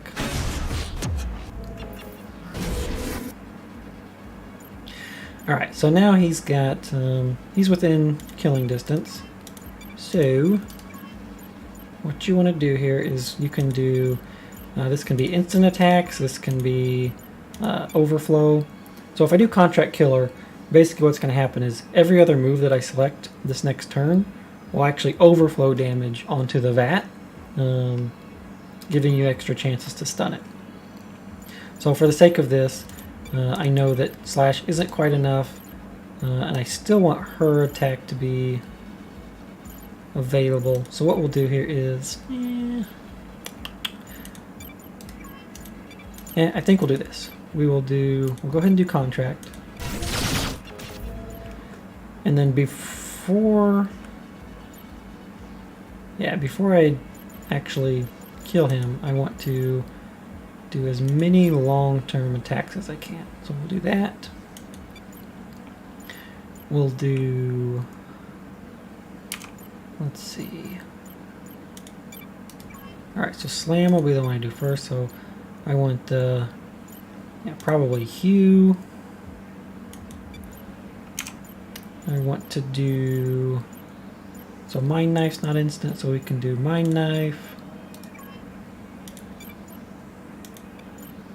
And we can do, so Slam is the move that's going to actually, I believe, kill shot him. So here we go. We'll watch it all play out. Alright, so he goes down, the VAT comes out. So these characters will still do their big attacks, which, as you can see,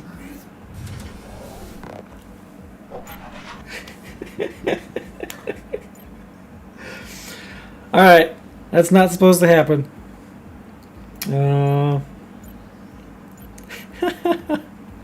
I'm laughing because I'm trying to teach people the strategy, and overflow didn't happen. So probably because I didn't have a character that had a turn left, he still made the summon. I'm good here. Whatever. Team Girl Power can get through it, but try and show people something. Try and show them something. All right. So for this, tell you what, we're gonna go Super Ham. Let's Battle Cry. Let's do a... We're just gonna go after him.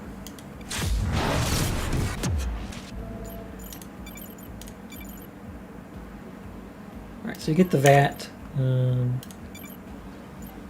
I can break him with Punch, so not a big deal. Yeah, this is fine. The idea, you stun the VAT, he doesn't resummon. Hey. Whatever, we're good. At this point, Bentley's come, he's back here. You can do, I'll do my stun here, and then just start doing as much damage as I can with the other characters. Contract for all the debuffs. And then chopping, slamming. He's not going to have a good day. Well, actually, I'll inspire. Get this attack back. And I'll do a stimulate for a jagged slash, which will just about take him out. And there's the bleed. Death by bleed. Victory. So there you go. We have beaten easy with our full girls squad. Again, started this on Planet 3 just so I could make sure that we had a full squad of girls, because if you don't know, each planet, after you start with 3 characters, it's random who you get in your character selection. So, yeah, it's good to have this set up. I'll do some follow-up videos, show you guys how to do like the last boss interaction with stun. I've done that fight so many times that overflow usually will not go that way. The idea is you have that extra turn to throw the stun in, but as you can see in this run, it's on easy. We had enough fury, tons of life, so not that huge of a deal. Alright, I'm seeing some GGs, nice jobs in chat, so thanks guys for watching this particular run.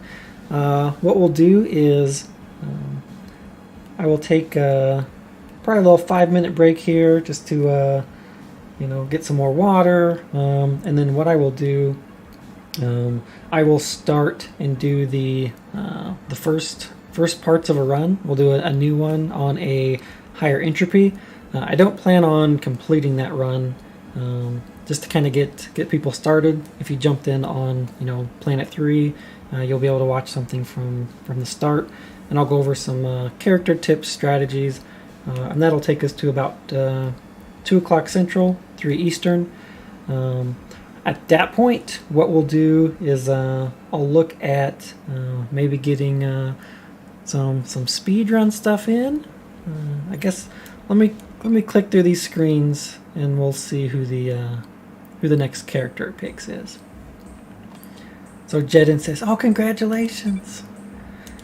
And then I'm not gonna lie, this is one of the coolest things in this game as far as the credits.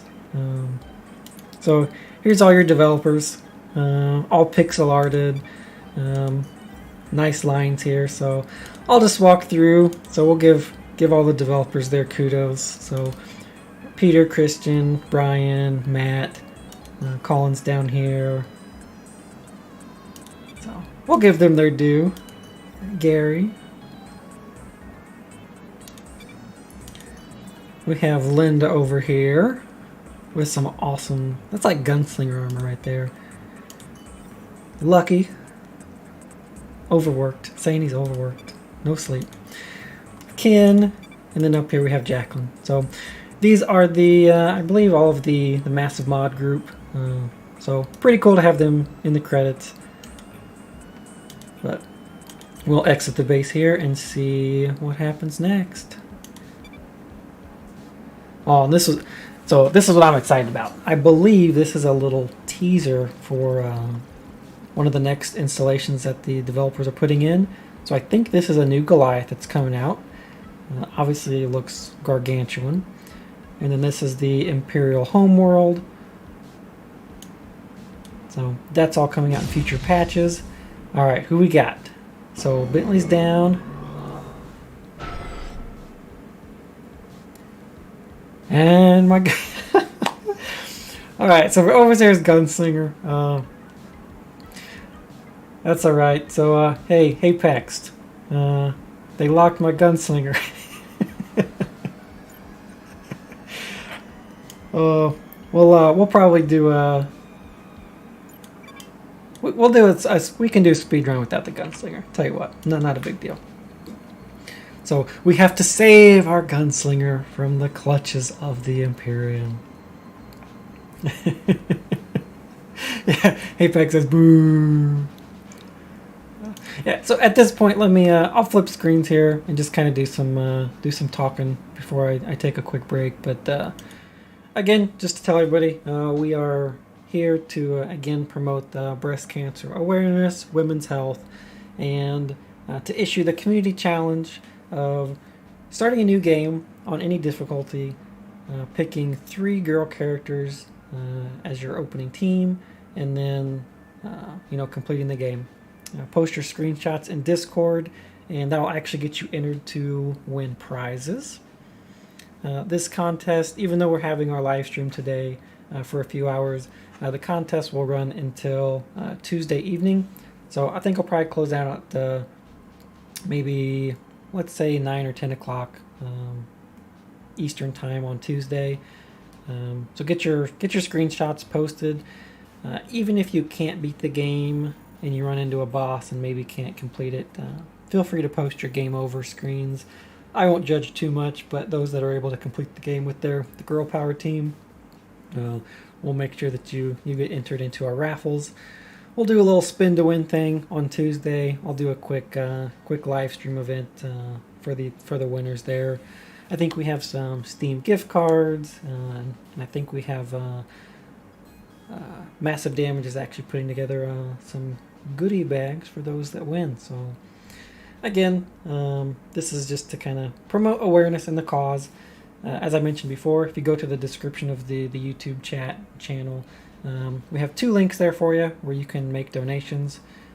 I'll actually even leave it to if Haypaxed, maybe one of you can go in and link those in Discord as we're wrapping up the day later today, just in case anybody wants to open up their wallet, give some donations. We're not tracking anything. We're not asking for much. Really, our point here is awareness. I mentioned before, early detection for breast cancer is really the biggest way to fight it. And in order to get early detection, you have to go get screening. So I challenge everybody to make a commitment today to, talk to your family, your friends, loved ones, anybody that, obviously open up the conversation, just, like, hey, really care about you. I just wanted to make sure that, you've been screened or have something planned. We had this really cool gaming event. You can tell them about this and kind of lead in with the discussion for that. So you don't have to make it awkward. Just make sure that they know that you're thinking about them, and that way they can go get screened. And again, early detection is the best prevention. So with that, I'll turn my camera off here for just a minute. I'll go grab some water, and then I'll be back and we will talk individual character strategies. I will go ahead and keep it at the launch screen here. We'll flip back to the big mode. I'll just walk through all the female characters, kind of go through their progenies, what I like about each of them. So I will do that here in just a minute. So I'll be back in 5.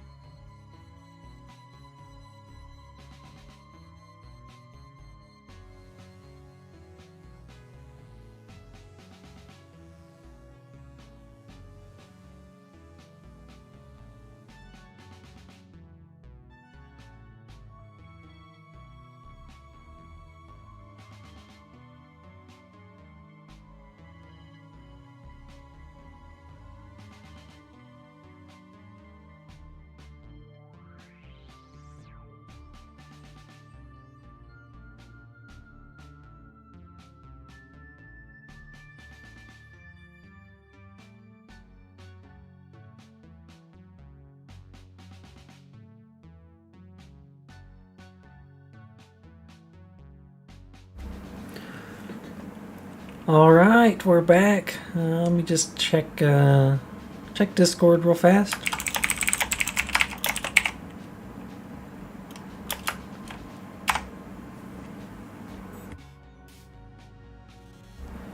All right, fresh cold water. We are good to rock. So at this point, I just want to take some time to go over character selection strategies.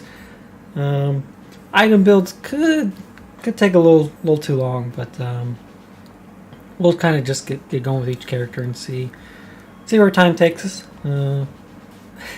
Channel my inner Bob Ross here, so we'll see where time goes.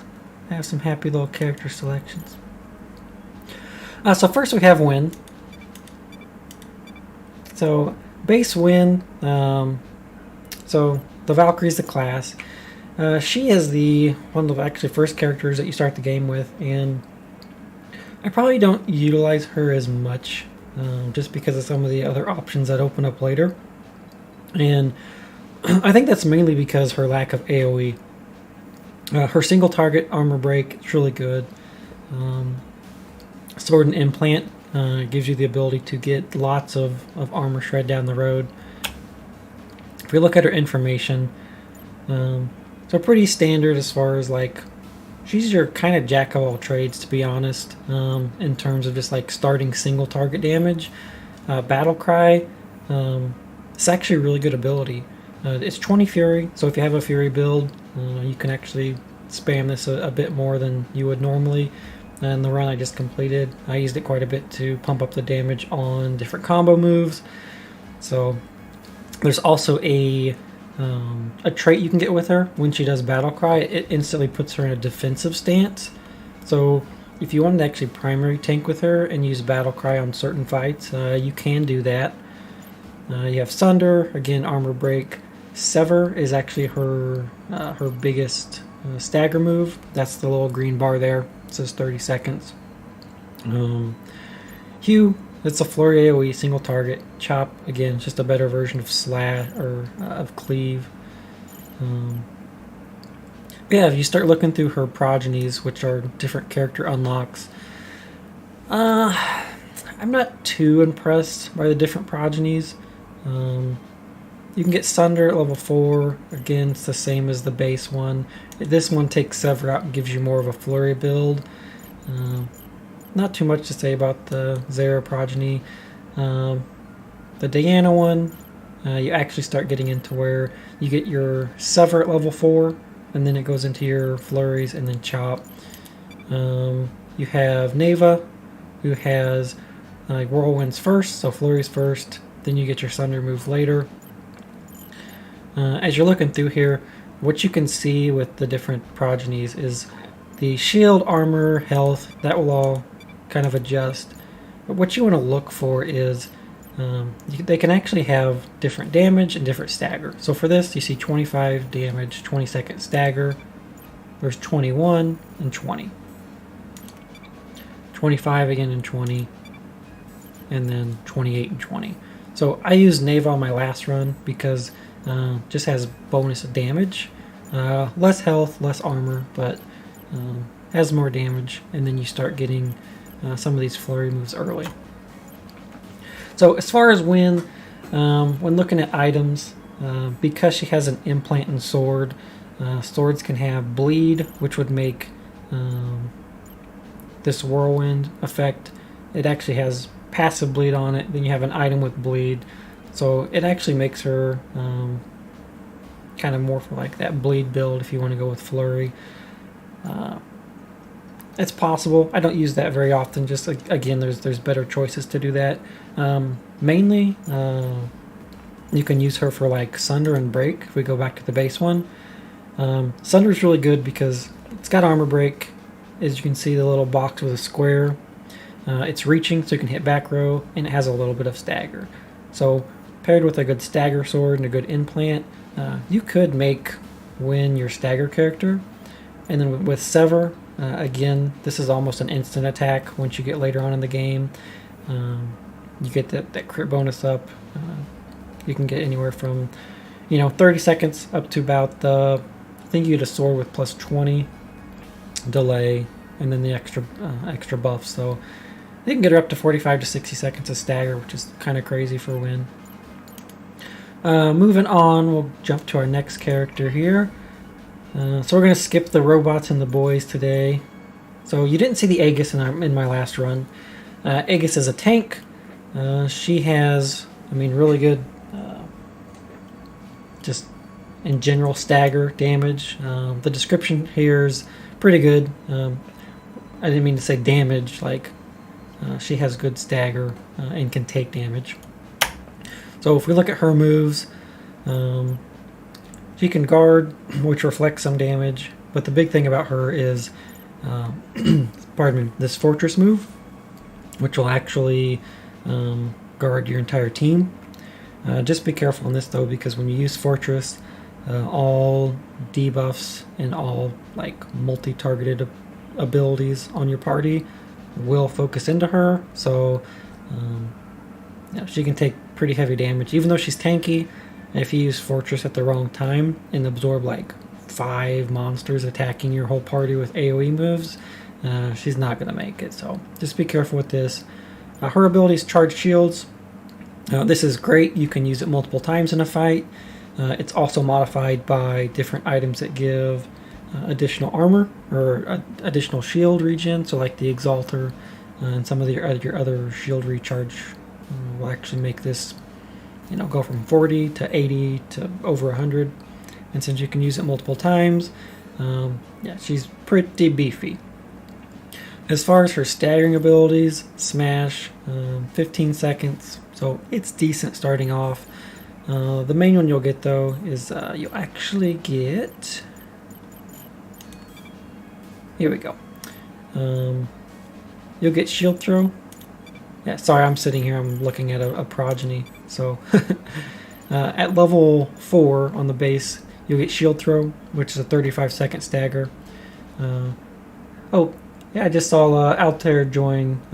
Welcome, Altair. Glad to have you here. Just going through some characters here. Shield throw, 35-second. Because the Aegis has a gauntlet and an implant, she can be a stagger queen with shield throw. It's also light attack, can hit anywhere. So if you're using her, you're mainly using her for shielding and staggering. She's not big on damage. And again, shielding your team. Deflect 2, you do have the damage reflection, and then obviously put you in defense mode. One thing that you can do as like a combo strategy, if you look at, let me jump out here.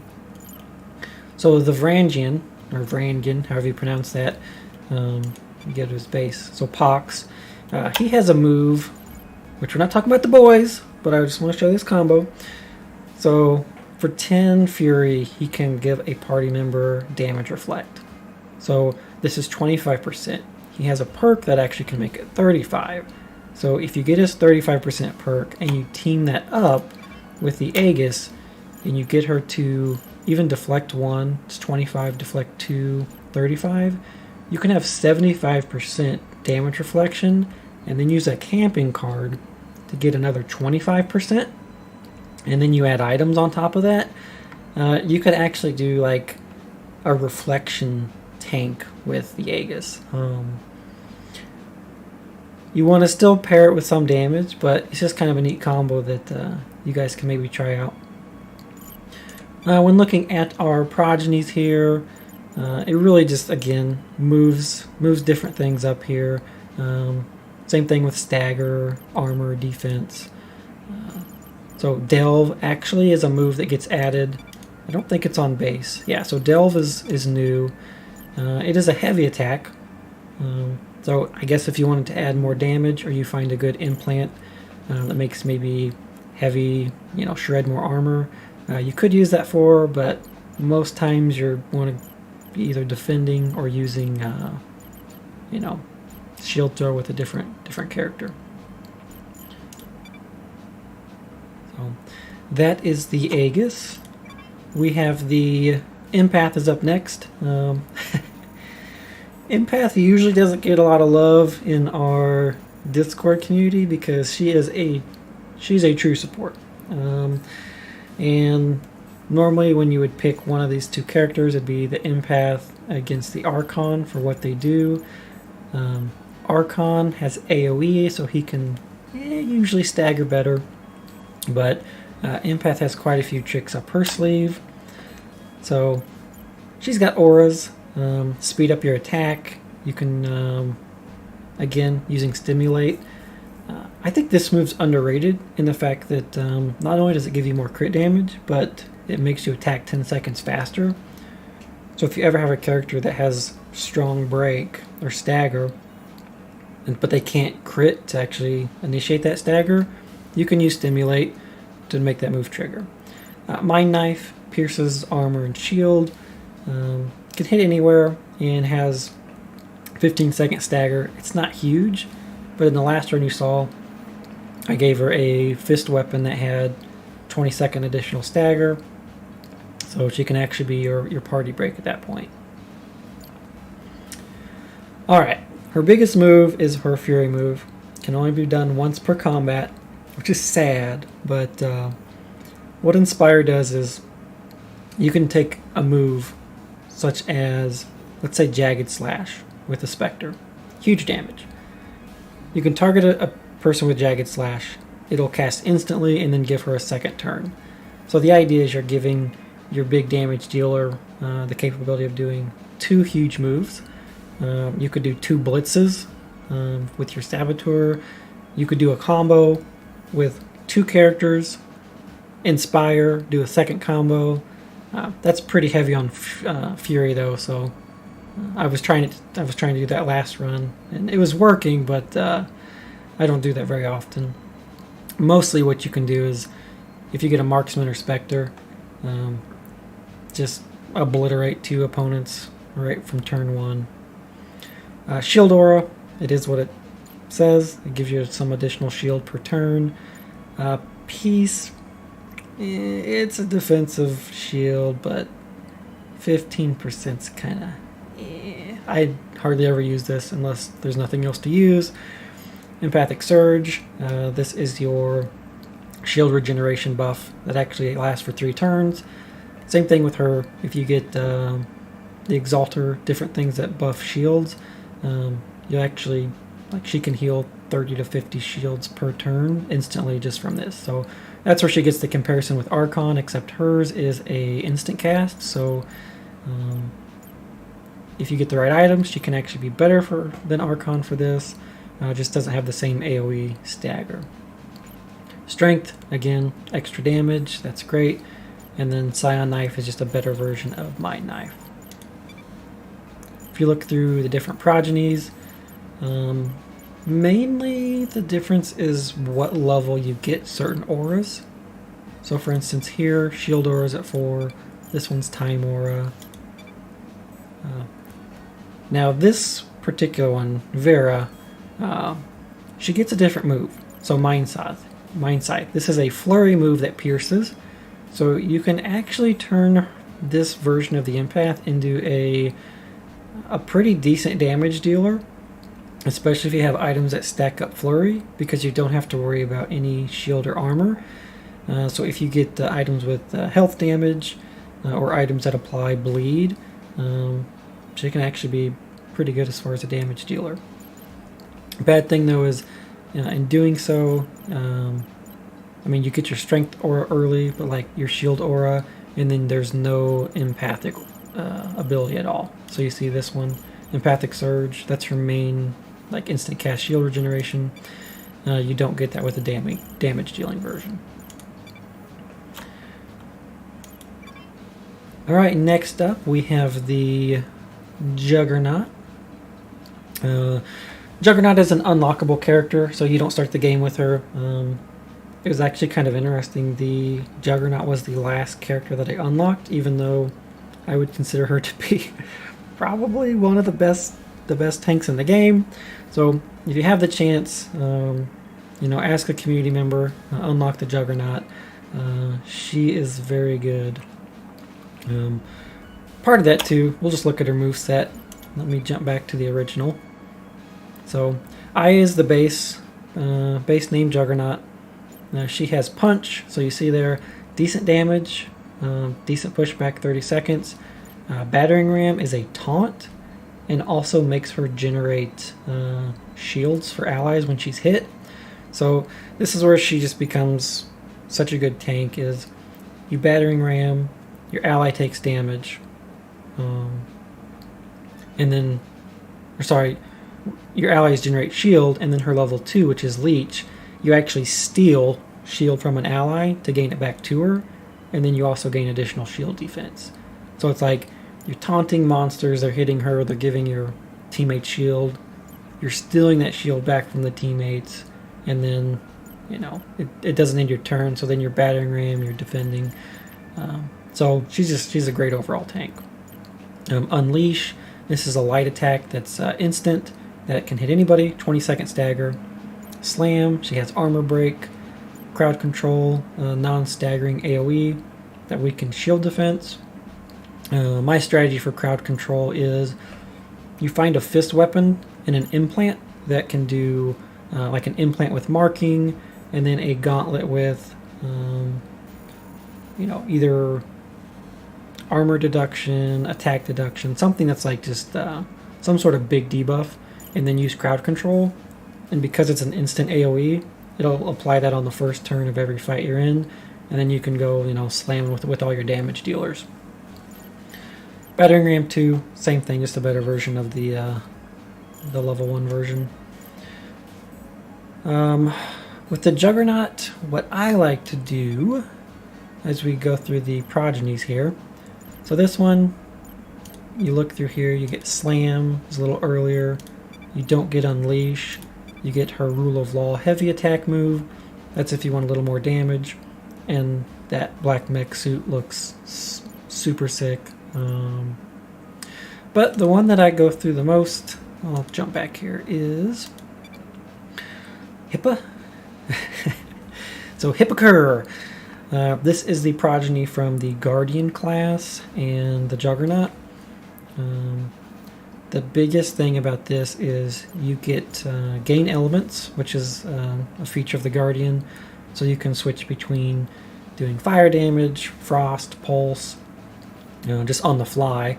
And then the big thing here is crowd control at level 4. Yeah, as I mentioned before, getting crowd control and having that like first hit of the game. Get in, you debuff the enemies, you sap their shields, make them take more shield damage too, and then it's really good for speedrunning because you can actually do a crowd control into a big AoE combo and just instantly win the fight. Same thing here as you go through.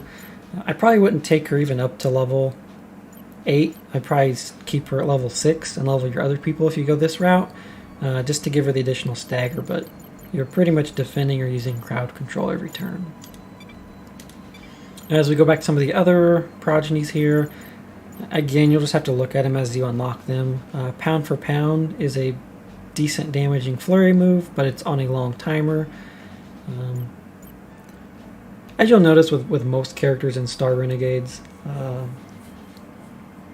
with the right items and the right progeny, you can make any character do really any type of role.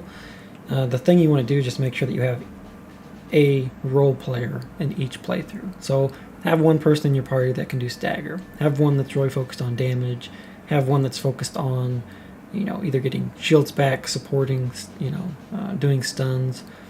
But really that's what you want to look at when you make a party is who's going to be my stagger person, who's going to be my damage. But as you're going through a run, you could very easily make your Juggernaut be your damage dealer, give her a Fury implant, and just go crazy.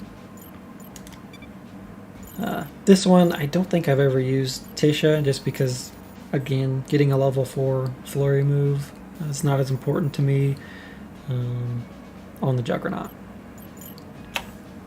So that's the overview for her.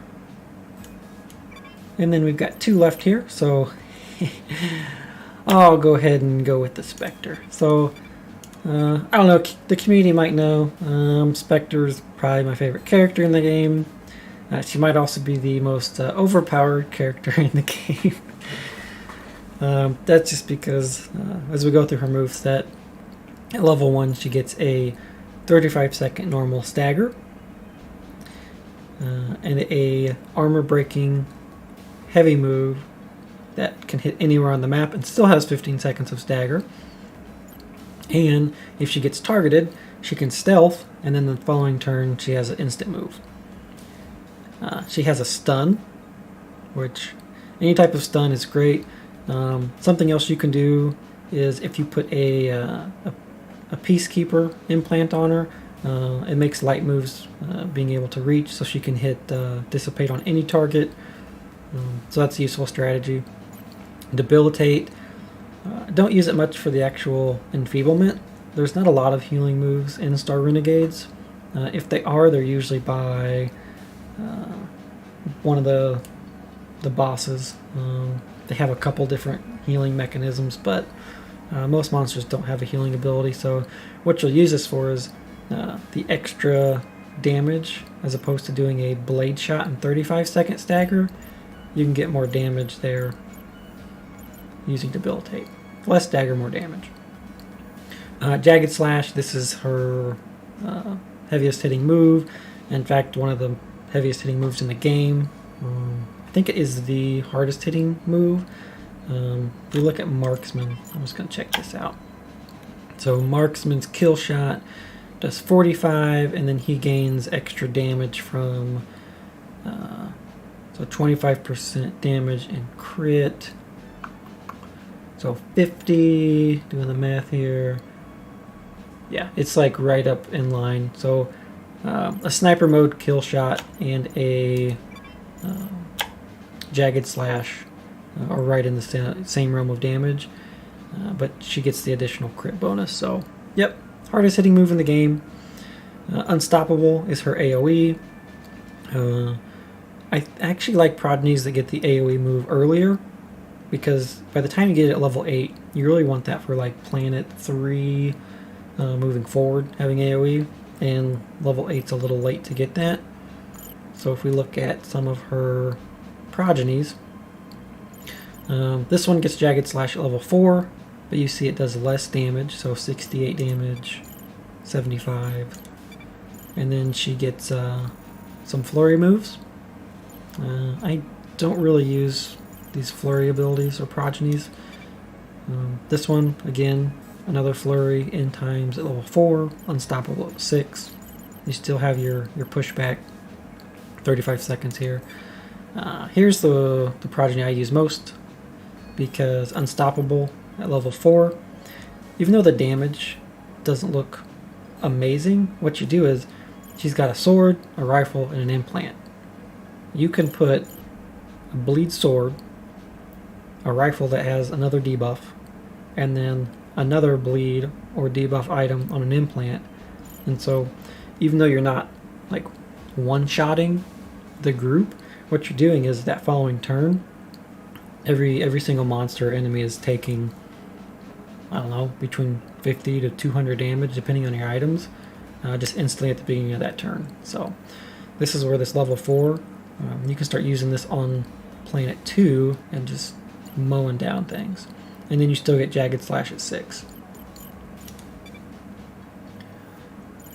And then yeah, so there's back to the base. So that's Spectre. As far as strategies for Spectre, it's pretty easy. Get the highest damage sword, the highest damage rifle, and if you can find an implant that does additional heavy damage or that makes heavy attacks instant, she'll carry a run for you. In fact, I've got I think a screenshot somewhere that I had in Discord where I think she's doing like 1400 damage. It's pretty big damage. Okay, and then last but not least, we have the Gunslinger, who just got locked. Anyway, we'll go to the base Gunslinger here. I'll be honest, I can't even remember which one's the base one. So I think Sadara is the base. So she is kind of an interesting character. Gunslinger doesn't have a lot of just like raw damage, but she has a lot of like flurry hitting moves. And so as you can see here, this is an instant move that attacks 4 times and marks the enemy. And the thing with this is if you can give her items that debuff bleed, fire damage, this is where this move does a lot of damage on the following turn. Light Show, it's AoE stun, but for 50 Fury, you've had to set yourself up to be in a bad situation to have to use 50 Fury on an AoE stun. But it's available if you need it. One of the things you can do though is she has combo moves with certain characters that will actually implement the stun. So you can get stuns from that way as well. Beats per minute, again, it's just basically more flurry damage minus the debuffing component. Echo is a team party shield heal. Again, Exalter, different shield regeneration items. You can actually build this up to where she can be your quote-unquote healer. And then she puts cover fire on allies, which if a well-timed cover fire, if an enemy's doing like a big AoE move, like she will counterattack every single character, and then she will apply all of her weapon debuffs. So the bleed, like I was talking about before, she'll apply that to everybody. So Echo can be a good move, but between the other like benefits you get from these supports, I almost never, if ever, use her as a support. Have a Blast, AoE move with a little bit of pushback. Again, the reason for her having this AoE move is not for really the stagger, not even for the damage. Blasters have really good debuff effects, and since she can use 2, having a blast is mainly you put 2 huge debuffing rifles on, use this move, sorry, blasters, not rifles. Use this move and it debuffs. Contract Killer 2, again, same, just better version. But as we go through her progenies, this one gets Have a Blast at level 4. So the same thing I was talking about with the Spectre, getting an AoE at level 4 can prep you for putting more debuffs on fights faster. And then if you have a full crew doing these debuffs or level 4 AoE, you can pretty much just one-shot entire battles on the first turn. So we look through her other progenies here. Breakdown is actually a pretty good move. Puts her in the category of having a normal attack for armor break. Spin back, as you can see, light attack, mainly used for doing that backline stagger. Breakdown though, the difference between a light attack and a normal attack is in what you can do with items. Many of the items in the game that give you more armor break are for normal or heavy attacks and not for light. And so having this breakdown move lets her equip some of those items. However, it's important to note those items are usually on an implant, and she cannot use an implant. So she's not very good at armor breaks because of that. Okay, I think as far as the other progenies, look through them, see which one, if you've got them unlocked, which one you like best. But for me, it's usually going through either base, or actually this one that's got Have a Blast at level 4. In my last run, I did use, I think, I used Shiva just because I got Breakdown at 4. Wanted to try that out, and ended up working fairly well. So you look at this, 23 damage, so 6 times 4, 20, and 20. So she had higher damage output too. One thing I didn't talk about on any of the characters because I think it would be too long is when you're looking at characters, something to note that's overlooked a lot is their actual camping cards. For instance, a 50% heal at level 1, that's actually pretty good because you can use it at any camp the rest of the game. 50% heal for 1 action point. At level 3, attacks causing bleed and doing more crit damage. Like, this is an amazing card for anybody with flurry attacks. So the Enforcer, the Gunslinger, and again, it's one action. So something that's good with Win is like her cards, they're all low action points. Even Plot Revenge, even though it's 2, it's 33% extra health damage and gives you 6 relationship points. So her cards are very cheap. Whereas if you go through, let's look at like the Spectre, for instance, 1, 3, 2, 2. So good cards, but you want to look at the actual cost of them too. Same thing. So you look at the Gunslinger has cheap cards as well. This Delayed Adulthood is a pretty good card. 1 for 5. Mech Shield. This one's a pretty good card because it does it to everybody. It's attack speed and delay, which are 2 things that are, pretty coveted in the game. So if you get to level 7, this card's actually worth using the 3 action points. I won't go into too many more of the other cards, but just something to note whenever you're picking your squad. Look through here, see what cards can modify your strategy. Like this one breaks guard. You have some that debuff armor, some that repair armor. So lots of different strategies you can use. So, with that being said, any questions in chat on a particular character or any strategies anybody's interested in before we jump into a speed run?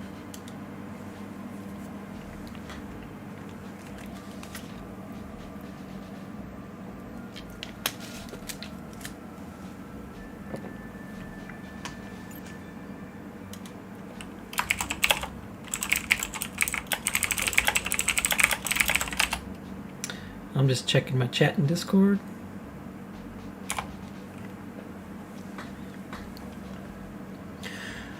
Okay, cards before big bosses. Yeah, that's a good question. I guess I'll respond with that first.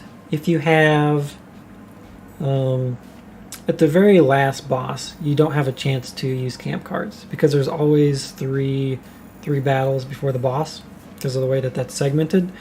So for the last, like the final 2 bosses, you can't do that. But for every other boss, whether that's looking at generals, commanders, the actual Goliath, cards that you would want to use before big bosses.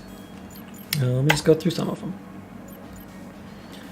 So I mentioned this, adding bleed to attacks is good for bosses if you have flurry damage. Health damage. Honestly, like Win's camp cards are amazing. So bosses usually have high shield, high armor count, and then a pretty decent health pool. So giving one character 33% extra damage, that's wild. Like add that to your Spectre and then use Jagged Slash, like 33% extra damage.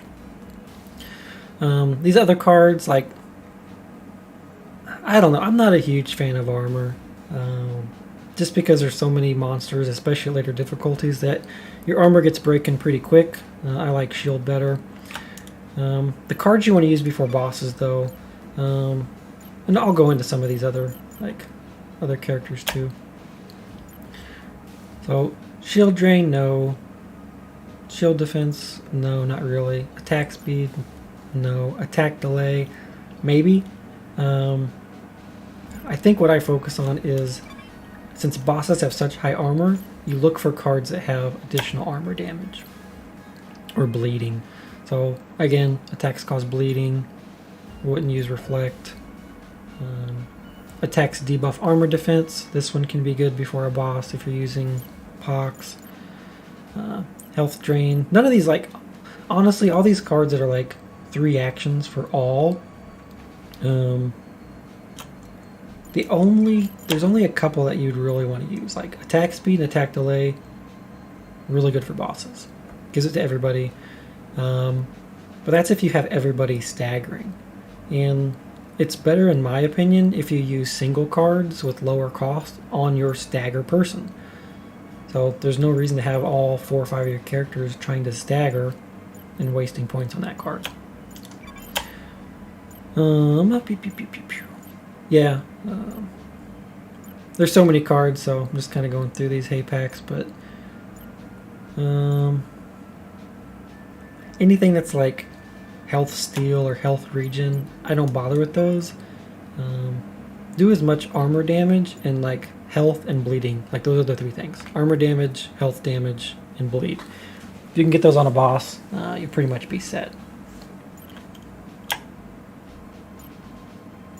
Yeah, so even these, if you feel really weak, you could do a defensive card, but yeah, focus on damage. You'll be better off. Yep, no problem. Any other questions?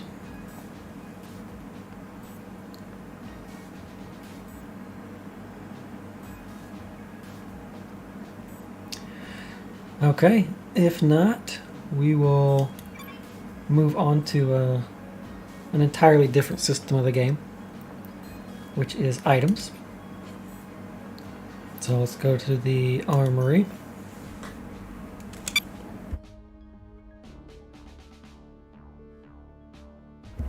So, as you can see from my armory, I probably play the game too much. I have everything unlocked. And I have a lot of points that I can't even spend. So if I had one request for our developers, let me spend my points on either additional promotions or demotions, or throw in like, I don't know, cosmetic, just something I can spend this 5,500 points on. That'd be awesome. But the way items work, you start the game with a base selection, and then as you go through the game, you can unlock them. Like I said, I've unlocked them all, so what you do once you start unlocking items is you can promote them and demote them. So items that are in yellow are promoted, and items that are in purple are demoted. They do what they sound like. Demoted gear is 50% less likely to appear, and then promotions 100% more likely. So it's a pretty big part of the game's strategy once you have certain items unlocked is, for instance, let's say everybody in your party can use a sword. You would want to have your strongest sword items promoted. You wouldn't want to promote a bunch of fists if you don't plan on having people that use fist weapons. Most of the time, though, you'll be pretty balanced as far as finding somebody that uses a sword, fist, blaster, rifle, so on and so forth. For me, I think that the swords and the fist weapons are stronger than most of the other items in the game, just because of their effect. There are a couple blasters that could be looked at. Seether because of the stagger delay, and then Conquest because of marked in the weakens defense. This little green item here too, you can actually pick one item to activate, so you get a level 1 version of it when you start the game. Conquest is good if you have somebody using a blaster. Again, you mark the target, you give them less defense, so you do more damage. The other thing too, the Beholder is a implant that does the same thing, applies mark. So the Beholder, this particular Conquest rifle, or you can also get a Peacekeeper implant when you're starting the game, and put it on a light attacker so they can stagger back row units. This is good for the Saboteur. It's actually good for the Valkyrie. It's good for really a lot of the characters that don't have a backline reach light stagger move. Put it on them. As we go through items here, this is where you can actually start kind of customizing like what you think a run's going to consist of. Like if you want to have a crazy flurry sword wielder, give them a bone slicer. Like this will eventually have, like, it could have bleed on it. Harbinger 100% always has bleed on it, so if you want to do a flurry build, promote the Harbinger. Zenith is good for staggering.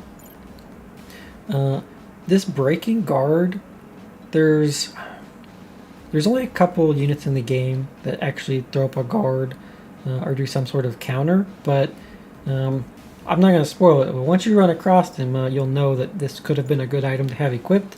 it's usually on price on. There's your tip. Again, all these items, like, you just want to look at what characters you plan on using, and then kind of what's going to either help a weakness or promote a strength. The other thing with items, anything with fury generation can be pretty outstanding mid to end game, especially if you have multiple characters equipped. So like, I've done fury builds where I've got the Defilers promoted, Hulker Gauntlets promoted. You go to your, let's see if there's blasters here. So Siphoning Blaster has fury. You go to your rifle, it's a bi-rifle. And actually, if you start getting into like speed runs or wanting to do like the first couple of planets pretty quick, bi-rifle is actually pretty good to put on the Enforcer. Not just for the extra fury generation, but anything that steals health is just direct extra damage. So you get high level versions of this rifle. If it's stealing, 50 health per hit, and your guy's hitting 3 times, that's 150, not just health steal, but 150 damage. So bi-rifle is really good. For implants, this really depends on playstyle. Willbreaker is fury on crit and damage, so that's why mine's promoted. Beholder, again, getting somebody that can mark all targets, especially on an AoE, is really important when you're trying to do like quick AoE combos. Galvanizer implant is really good. Harder difficulties, because this will have more heavy damage modifiers. So it obviously comes with 2 basic ones, but you can get a Galvanizer implant, I believe, at a higher percentage that will have like heavy attacks, attack faster or attack instantly. And once you get that, you start doing a lot of just like instant, one hit kill shots on enemies. Ultimatum implant. This one can be good for certain tanks. Do not use this on a DPS. It will backfire. That quickfire should just be called backfire. Because you'll use your light attack and you'll unintentionally taunt something, and then that character that's usually damage dealer will get slapped. You get away with it on lower difficulties, but higher levels. I actually have a story. Back before they patched the Abomination on Planet 2, they had the Abomination would target a little bug that it would spawn, a flea, and it would chomp the flea, and it would kill it and gain a damage buff. I unintentionally had this item equipped to my Saboteur, and I blitzed him, and it taunted him. So the next turn that he wasn't staggered, instead of eating the flea, he ate my Saboteur. And it instantly killed him. So that bug has been fixed, but that is where I hated this item. It ruined my run. I'm pretty sure it was like an Entropy 4, Entropy 5 run. But yeah, now that it's fixed, it's probably a better item, but that particular fight was pretty bad. Let's see. So yeah, Altair, yet to use the demotion promotion mechanic. Just roll guaranteed green items. Yeah, the thing too about promotions and demotions, you don't get many of them starting out. So like this says here, 1 promotion for every 6 gear unlocks, 1 demotion for every 6. So the reason I have so many is because I've unlocked every single item in the game, which obviously takes quite a bit of time. So I have more flexibility in what I promote and demote, but at the same time, if you're just getting started in the game or haven't unlocked like a huge amount of items, it's actually, statistically, it's better to leave an item locked if you're just trying to get more promotions or demotions, because there are items that just aren't as good as others. Like Catastrophe, unless you're going for a really big armor damage build, it's a horrible sword. Like, why even unlock it? Like, even having the chance of getting it, just keep it locked.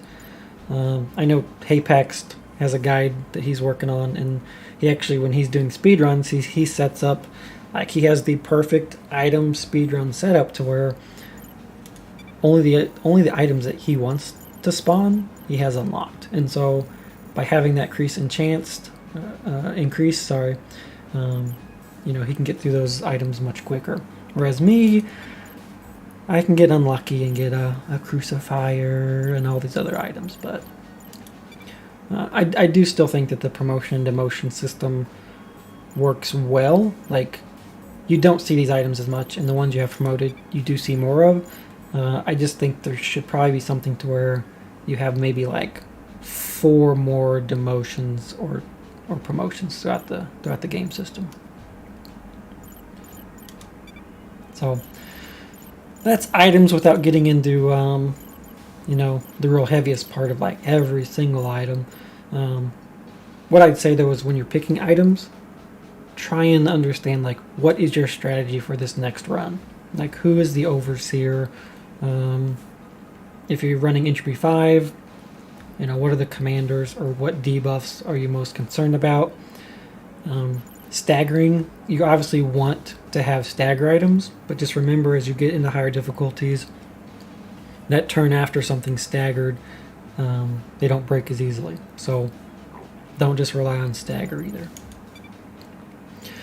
Some of the big stagger items though, I mean, if you just read through the items, you'll get a good feel. But Maelstrom, big one.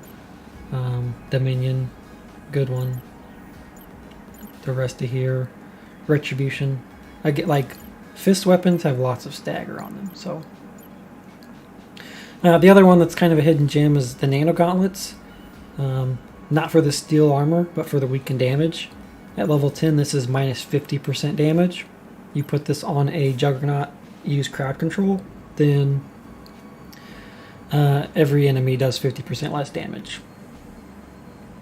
So that is a nice one to get at high levels. Bone Slicer, yeah, Bone Slicer is really good. Anytime you can weaken defense, you're doing 50% more damage at the end of the game.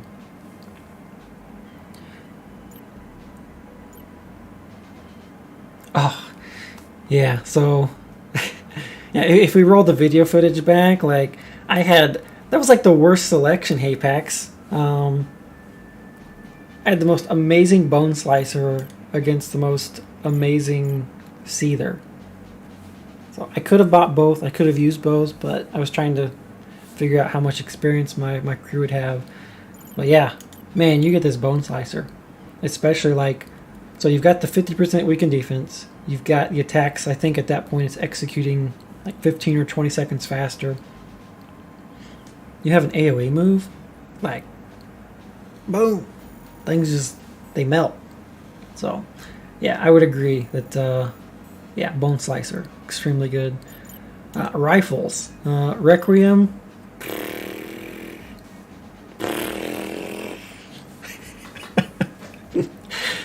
Requiem at level 10 is like, what, 75% damage and 50% crit. Like, it's crazy. Marksman and Spectre. I'd also say the Enforcer using Requiem is good on damage, but I like with the Enforcer a higher level bio rifle. I think does more damage because you get the flat health damage. So bio rifle for Flurry and Enforcer. For the other two, this Requiem is just it's nasty. Debilitator is also a good weapon. That's more for if you're running AoE Spectre, or you can actually put this on the Enforcer and use, what's the name of it? Unload. Use Unload. So if we jump here, so Unload. If you have the Debilitator rifle, not only does it cancel Overwatch, Cover Fire, and Riposte, it removes all their buffs, and it marks them all. So it makes your Enforcer just like a huge support character on top of being able to do big damage. So yeah, with that, items, big part of the game. Other thing we'll look at, just because I'm kind of going through all the game mechanics, Droid Lab. So as you unlock things in the Droid Lab, you have a couple different things. This is what you'll start out with, metal detector. You'll find DNA and credits during nighttime. You'll never use this when you're speedrunning if you get into that, because you're trying to be fast. You don't want to backtrack and get all the DNA and credits, and it's pretty low amount anyway. Later planets, it's a decent amount of credits and DNA, but again, you have to like backtrack and go through all these different areas to get them. Gearhead module, so repairs 50% armor after every camp. It's a good module to use if you focus on like the Juggernaut or the Valkyrie, or characters that have really high armor. It just goes back to I'm not a big fan of armor in general because of how easy it is to get taken off, and then shields regenerate that next battle. So if you can stack shields over armor, like to me, I just get better value from shield and armor. This is what I usually use on runs. So mercantile, this adds an extra vendor at the end of a planet. So if you watched before, when I got to the end of the planet, I had a weapon vendor and then a device and implant vendor, so gadget. This actually adds a third vendor, so gives you a chance to get better items. If you're doing like full clears, getting lots of currency. Diplomacy module, it's probably the best for speedrunning and potentially the best just in general for your runs. If you're not getting tons of credits, this gives you 3 heroes instead of 2 after you finish a planet, so you're not faced with, you have a tank and then you go to the next planet and your choices are, Aegis and Guardian. Like, that doesn't help you. Having that third character pretty much eliminates the chance of getting like a dud type role, and then for the sake of having our girl power event, I was able to actually, pick and choose, like, oh hey, I got the gunslinger, oh here's the Juggernaut, so skipping on all my boys and bots to get all the girls. I also think this is probably a part of the game that could be expanded on. I think a lot of like the roguelike, functionality of Star Renegades, this is where I think there could be a lot more time spent as far as like small permanent upgrades, or I actually play a game called Long Dark. I don't know if anybody's familiar with that game. It has nothing to do with this. You're like out in the Canadian wilderness trying to survive, but a system that they have in place is as you start at the base difficulty, achievements you get in the game unlock perks, and then on the base difficulty you can use I think it's up to 4 or 5 perks, and then as you increase difficulty that decreases. So by the end, like, you're on your hardest difficulty, you can use 1 perk. So I think if this got expanded, that would be pretty awesome for them to, like, have a lot more options here, and then based on your difficulty you can actually pick multiple versions. And even if these have to be like watered down a bit, maybe it's not 50%, maybe it's like 25, and then you add different versions of it or different ranks. But my opinions, so I think it'd be pretty neat. All right, with that, I'll just cover everything. Quantum Synchronizer, it's where you unlock characters. So if you ever have a new progeny, you need to come here first and actually like click them to unlock them. I've seen questions in Discord like, hey, I had a character unlocked, but I don't see him in the launch page. That's because you got to come here and unlock them. Training grounds, this is where you unlock perks for certain characters. Again, these are the items that you start the game with. So as we start our new run here in a minute, you'll see that I can pick 1 perk. So this is how you can actually unlock additional ones for these particular characters. And then the bar, if you ever want to like get this song stuck in your head, jump to the cantina. It'll happen. I guarantee it. You play this game long enough, this song will get stuck in your head.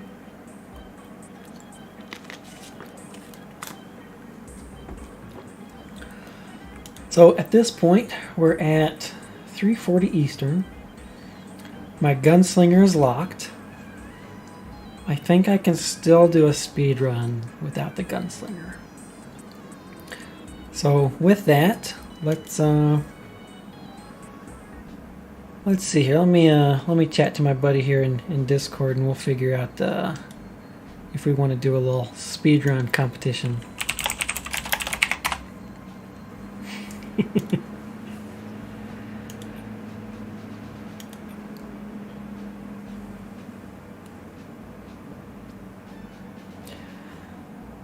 Alright, hey Paxed. Alright, he says heck yeah. So, alright, before we get this started, I think what we'll do, first of all, I need to bring up my speedrun timer, so give me just a minute to do that. Ba-da-ba-doo.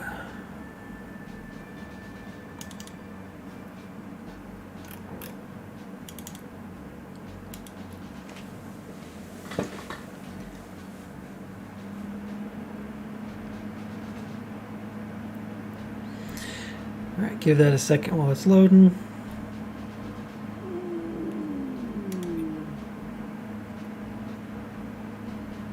Okay, here we go. So this is called live splits. I'm going to make some adjustments to it so it's not in the way too much.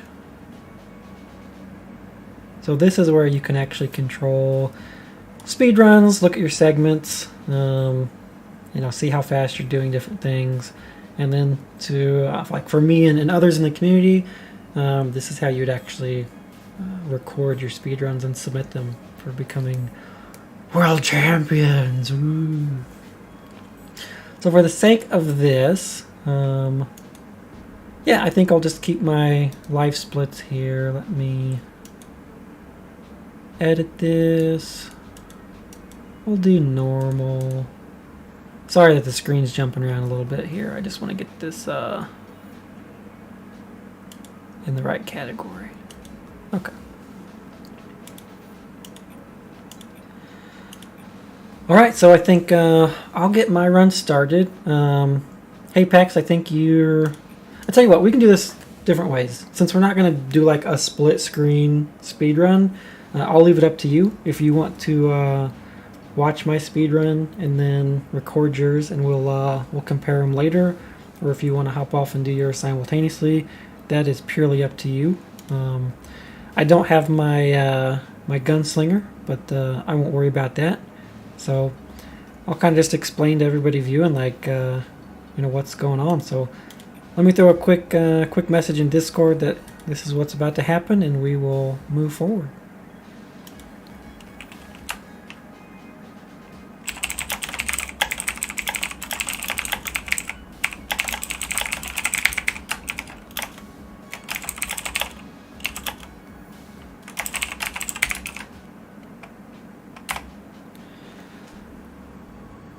Okay, so with this, yeah, I guess first when you're looking at a speed run, you want to look at what's your starting group. So I think for this, I'm going to use Spectre, Juggernaut, and Win. I think that'll be my team. So with that being said, I know we've got swords, implants, we have fist, implants, swords, and rifles, and implants. So when I go to my items, this is where I will, you know, build this out, and we'll see what the best promotions and demotions will be. So for this, I'm looking at swords and fist first and foremost. Bone Slicer, I will keep that activated. I will keep the... actually, I want to... So my stagger will be done mostly by my Juggernaut and my Spectre. So I think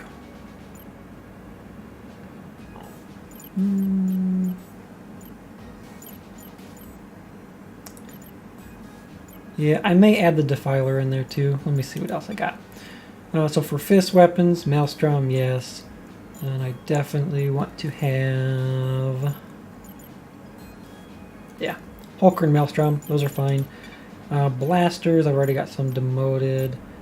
The Seether, I won't have any... yeah. No pistol users for this. Don't need that to be activated. Or promoted. Ugh, get that out of there.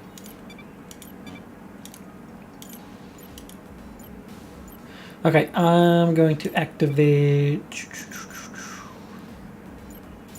the Beholder. And then because I'm using...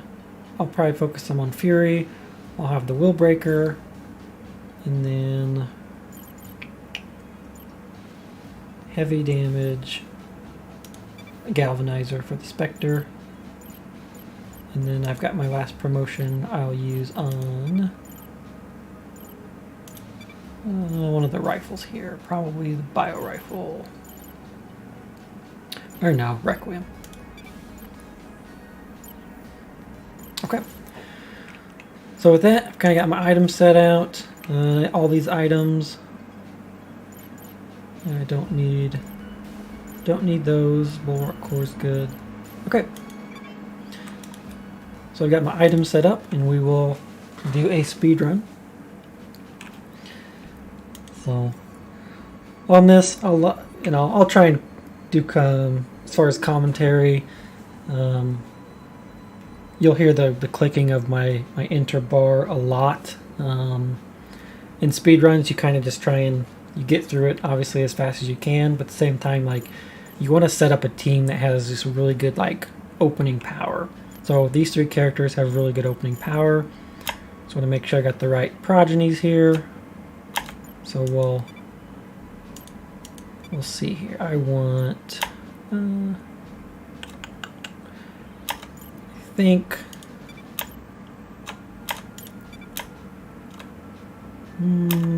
sorry, just looking through here. I'll probably go with the Sever. So I want to make sure I have that. Level 4 Sever is probably pretty good. So I'll take her. My Juggernaut, I always get my level 4 Hippa. And then I will get my level 4 AoE, which is right here.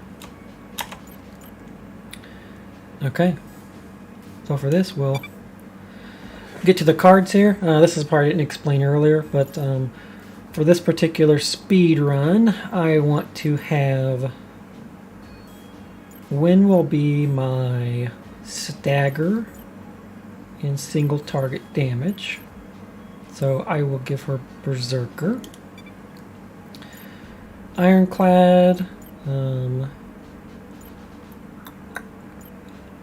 Honestly,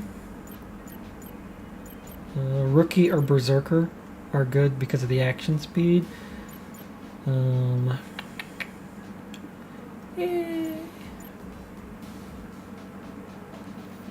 I'll keep her with Rookie. And then, since I have a mixture as far as damage and stunning, I will use her with Interceptor. Another thing I could do is I could make both of these two rookies and get their AoE Cyclone move faster, which is actually a pretty good strategy. Just to show people how powerful Rookie is, I think I'll go ahead and do that. So we'll just leave them all at Rookie. And Hapax and I are going to go on normal.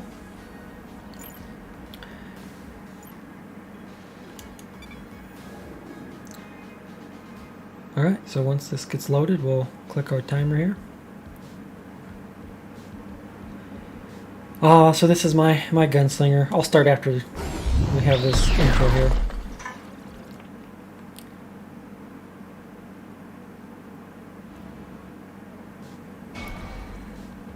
Alright, these guys load up.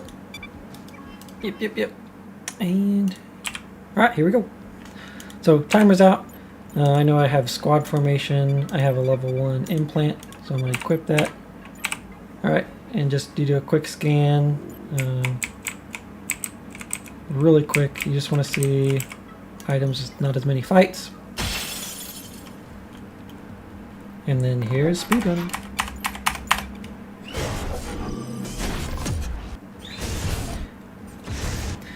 Okay, so the idea here is you just basically, I just mash enter and take out the most lethal target first. These little shield guys don't really matter. And then it's, again, just a matter of trying to move through this as fast as possible. DNA, you don't have to fight that. Go here. Same thing. I'll spam enter.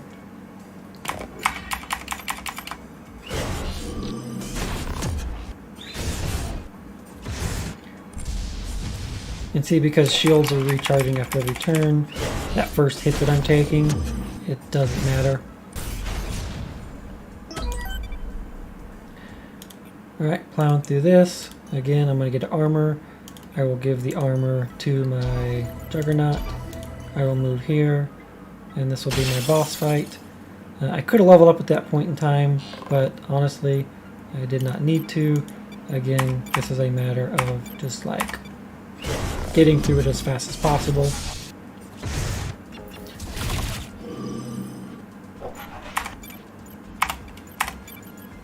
While at the same time, you know, trying to break through everybody.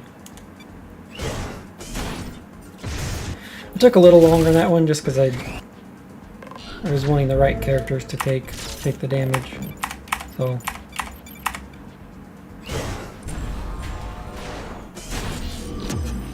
again, you're just trying to break these and kill them as fast as possible. Alright, so for this one, you just like spam right click, get through these screens.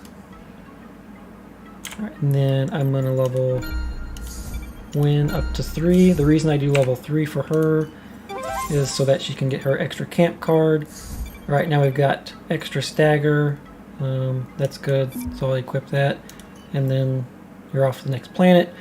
Camp cards, you just, again, use these as quick as possible. I'm more interested in getting these two, their bonuses, and getting these two, their bonuses. So that's it. And then you pick your next planet.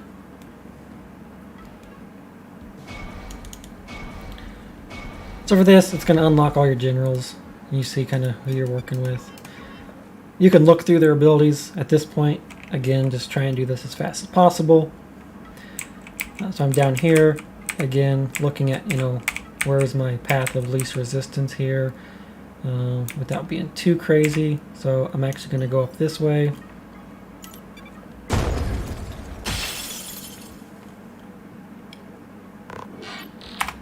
Alright, so this is where you want to see like who's got the most deadly attack and who do I need to, you know, stun. So I can stun those two, can blade shot this guy. And the next turn, again, you'll start getting into more of your, like, just kind of spamming moves. Alright, so slash, kill that, punch, knock this guy out. I can blade shot, gonna get return fired, that's fine.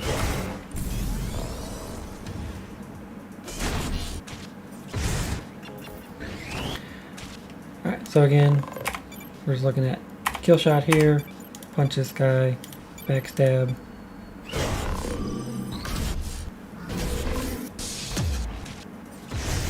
As you look, like, even though this is a, you know, commander fight, like, you're not taking much damage because of the amount of times you're like staggering these. So again, backstab,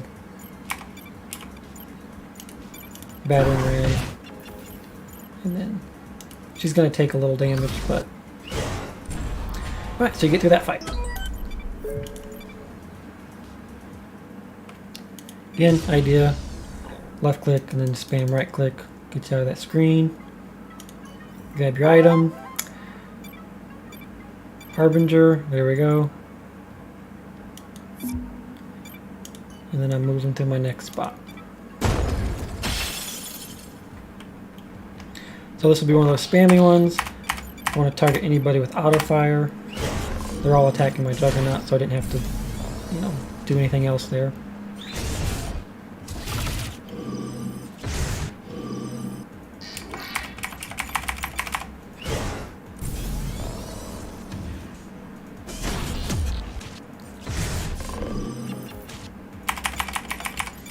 Alright, so for this planet, I want to get my Spectre level 2 to have a stun, which is what I'll do here in just a second. And then I'll get her to level 2 as well. And then, again, another commander fight. And for this, it's a matter of... So weak versus normal. I can cleave this.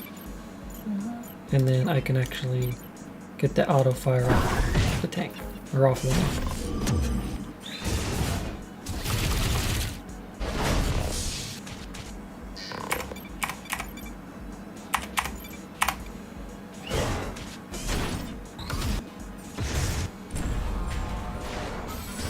So, Wing will take 20 health damage there. It's like nothing.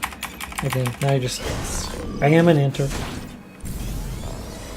You can use a gamepad for like moving around the map too. I'm not going to do that just for the sake of the stream, but yeah, you can actually just get to certain menus and hit certain combinations faster.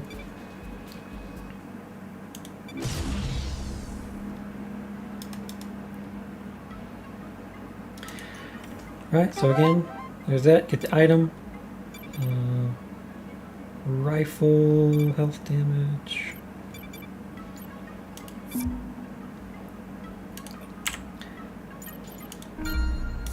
So this is where I'm going to do this a little differently here. Alright, then we're going to camp. Remember, same thing here. I'm just focusing on, you know, these conversations, or these bonuses. Get that one on there. This one. And I don't plan on doing a moon base, so I'll just go ahead and use as many of these cards as I can. And then leave. And at this point, here's where your speedruns can actually kind of morph a bit. So, I've got breaches left. This breach here gives me credits, so I'm okay with taking that.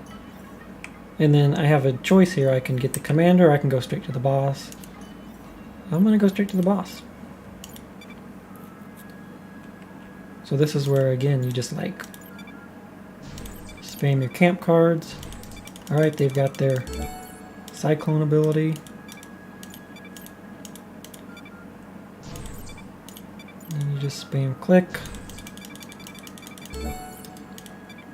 So now they're getting extra health and armor. And then I could go and do that boss fight again. Or sorry, this guy up here. In fact, for the sake of this, just to make sure we've got good equipment going in, I'll do this. Normally I would skip this and just do the extra camp, but considering this particular thing here, I mean, look at this. Like, we'll just use that. Kill those two. Stun this guy.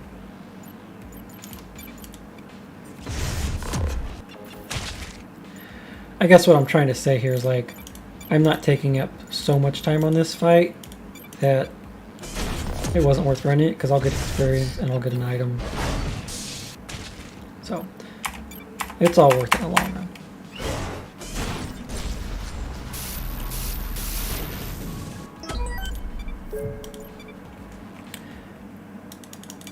Okay.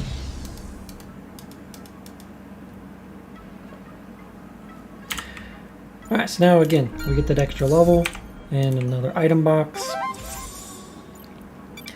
which is a very good sword. And health still. So I'll get the gauntlets and we will go straight to the boss.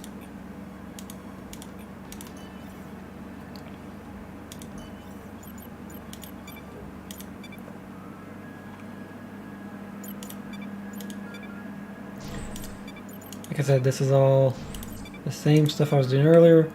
These guys are already level 3, so she gets extra crit damage. And then I'm in the process of getting these two ranked up too. Okay. And I'll come out of this and I'll be right at the boss.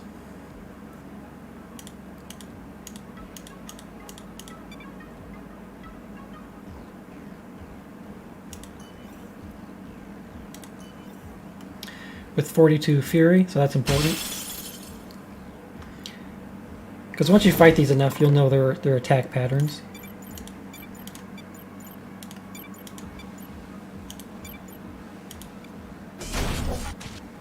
So turn 1, I'll break. See this? Turn 2, I'll defend this, and I'll still do damage here. And I'm actually going to stealth. I can't do any type of damage, or sorry, break, so I'll just get the extra attack here. Alright, so now this one, I can come in here, I can do backstab, which opens them up for cleave, which then opens them up for just getting punched.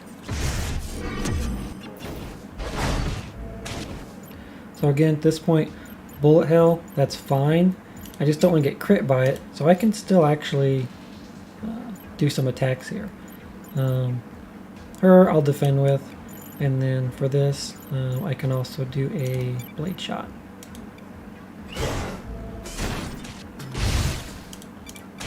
So see, taking the damage here so I can stun this turn. This turn, stun, cleave, actually do the punch.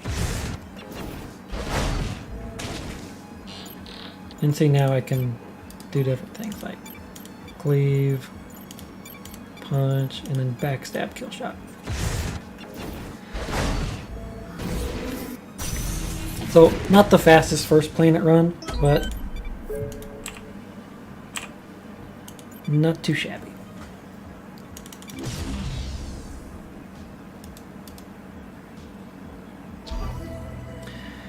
So in here at the planets, I've got 25 credits, meaning you want to be really quick. Like, what are you going to get? I'm going to get this sword. Well, it's 25, so I can't even get it. So, again, you don't want to spend too much time here. Just enough to try and get, so like flurry, steel. Yeah, that's fine. Alright, now I'm picking some people. Unfortunately, there's no girls to pick on this one, so I'll do my little robot boy. And then next planet.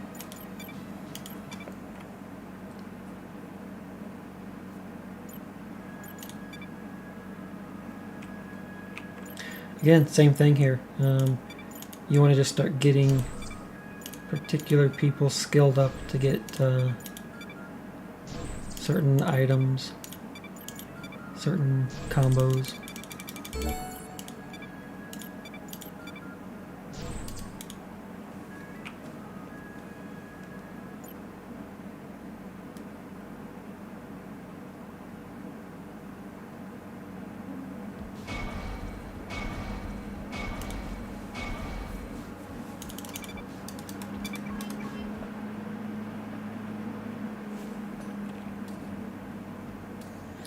Alright, so here, same strategy as last planet, except I'm wanting to get crowd control. So that's my level 4.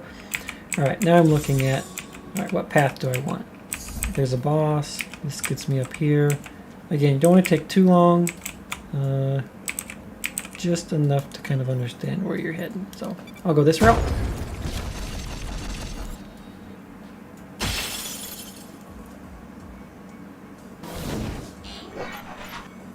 Alright, so swinging fists. This is where we'll start doing a couple different things with our strategy. Again, we're breaking, cleaving.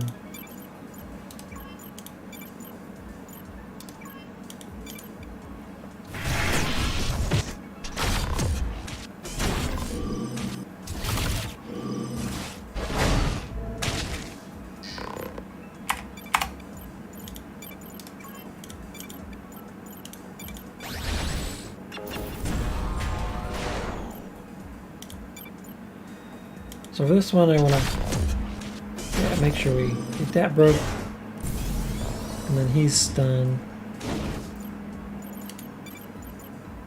So the idea is here, if I can't break him there, I'll stun him. Then I can start doing my damaging moves. The next turn, I know he'll be able to be stunned, so just spam, get backstab.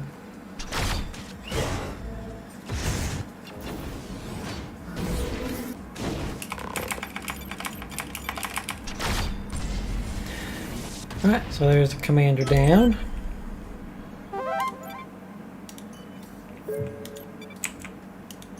Or maybe that wasn't a commander, actually. Sorry about that.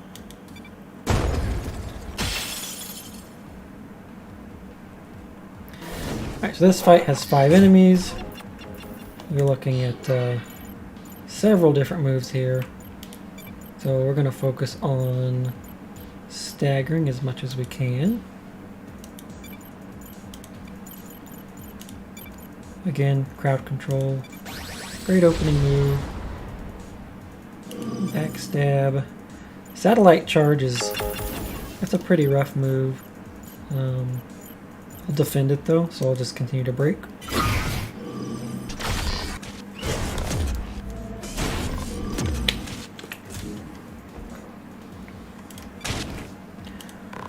Alright, so now this satellite hammer, that's a big move, and that's going on my Spectre. So what I'll do here is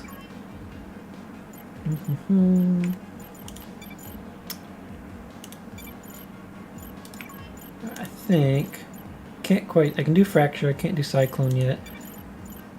I may just do this to try and get enough damage on here and get the point so I can Cyclone. And there you go.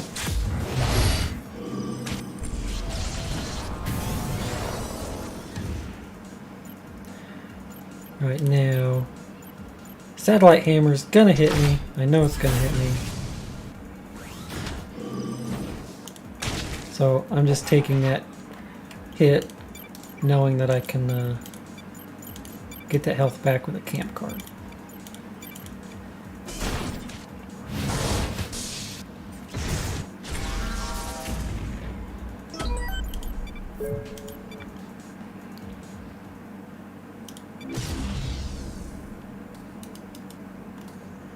Alright, so now I'll get more items. Ooh, here we go. So that's good. That's good. These are all good. I'll get this for my Juggernaut. And I'll make her level 5 now.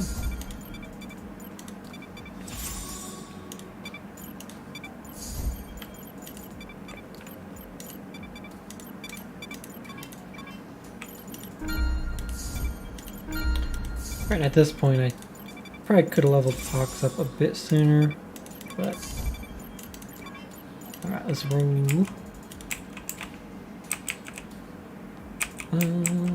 Okay.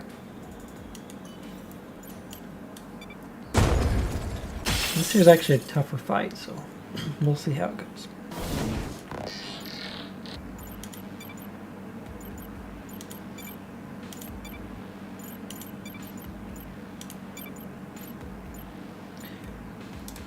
Yeah, so here I'm just going to activate Nitro and crowd control. I don't want to enrage him actually. Yeah, let's play safe. Break him. Yeah, see, at this point I'm just targeting smaller characters, get them down.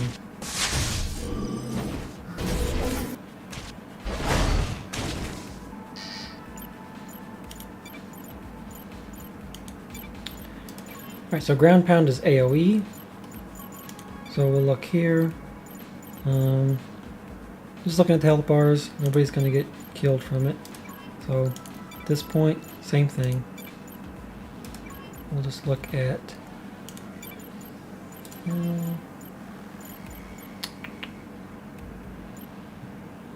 I'll just defend that one.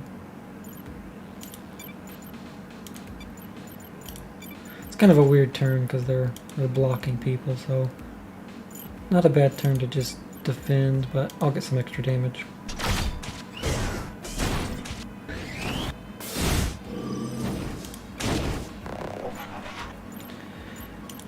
Alright, so at this point I need to get some people down.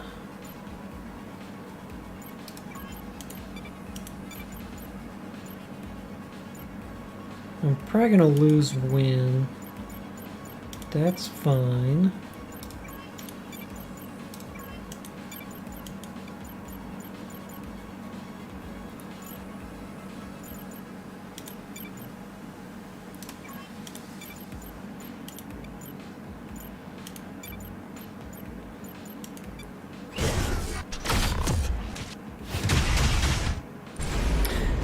Yeah, I knew that was gonna happen. That's okay though.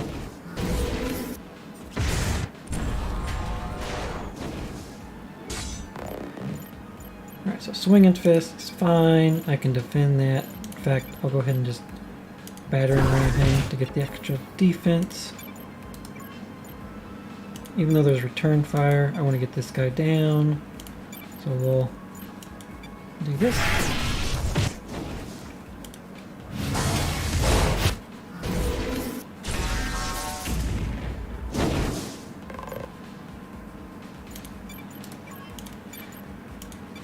Alright, at this point this guy's gonna enrage basically the way I hit him, so.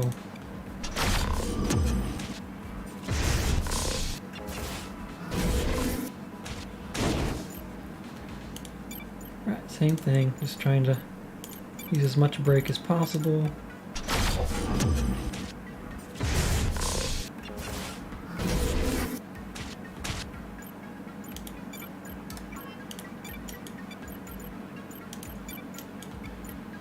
So I will stun this ground pound.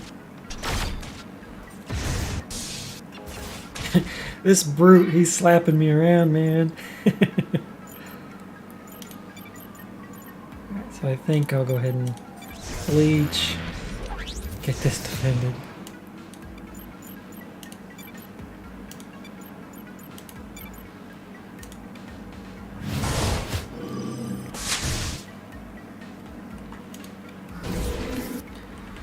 This guy's a rough dude to run in on a speed run, my goodness.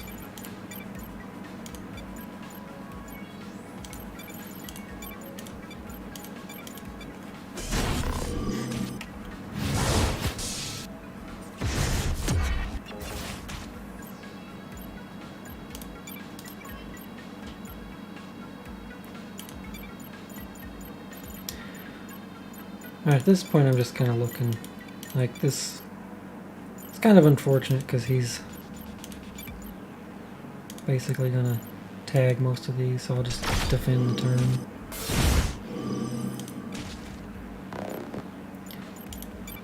Go back to doing damage.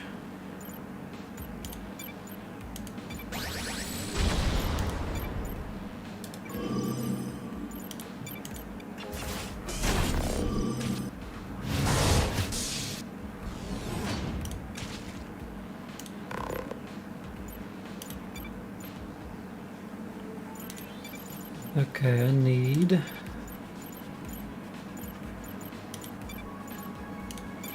reflection shield, defend.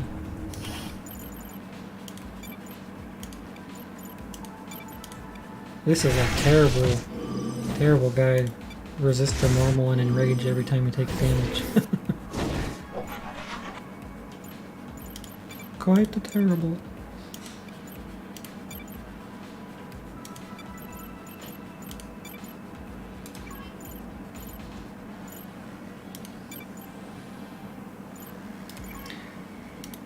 I'm gonna lose her too, but gotta do what I gotta do.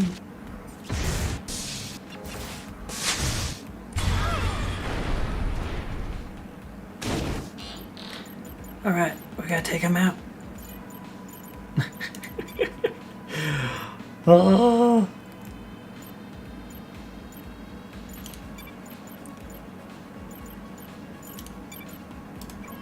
This boss.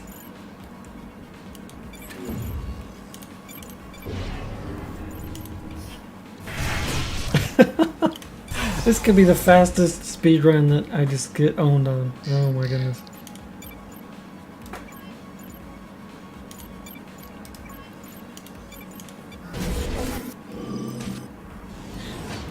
If it happens though, I'm okay with it.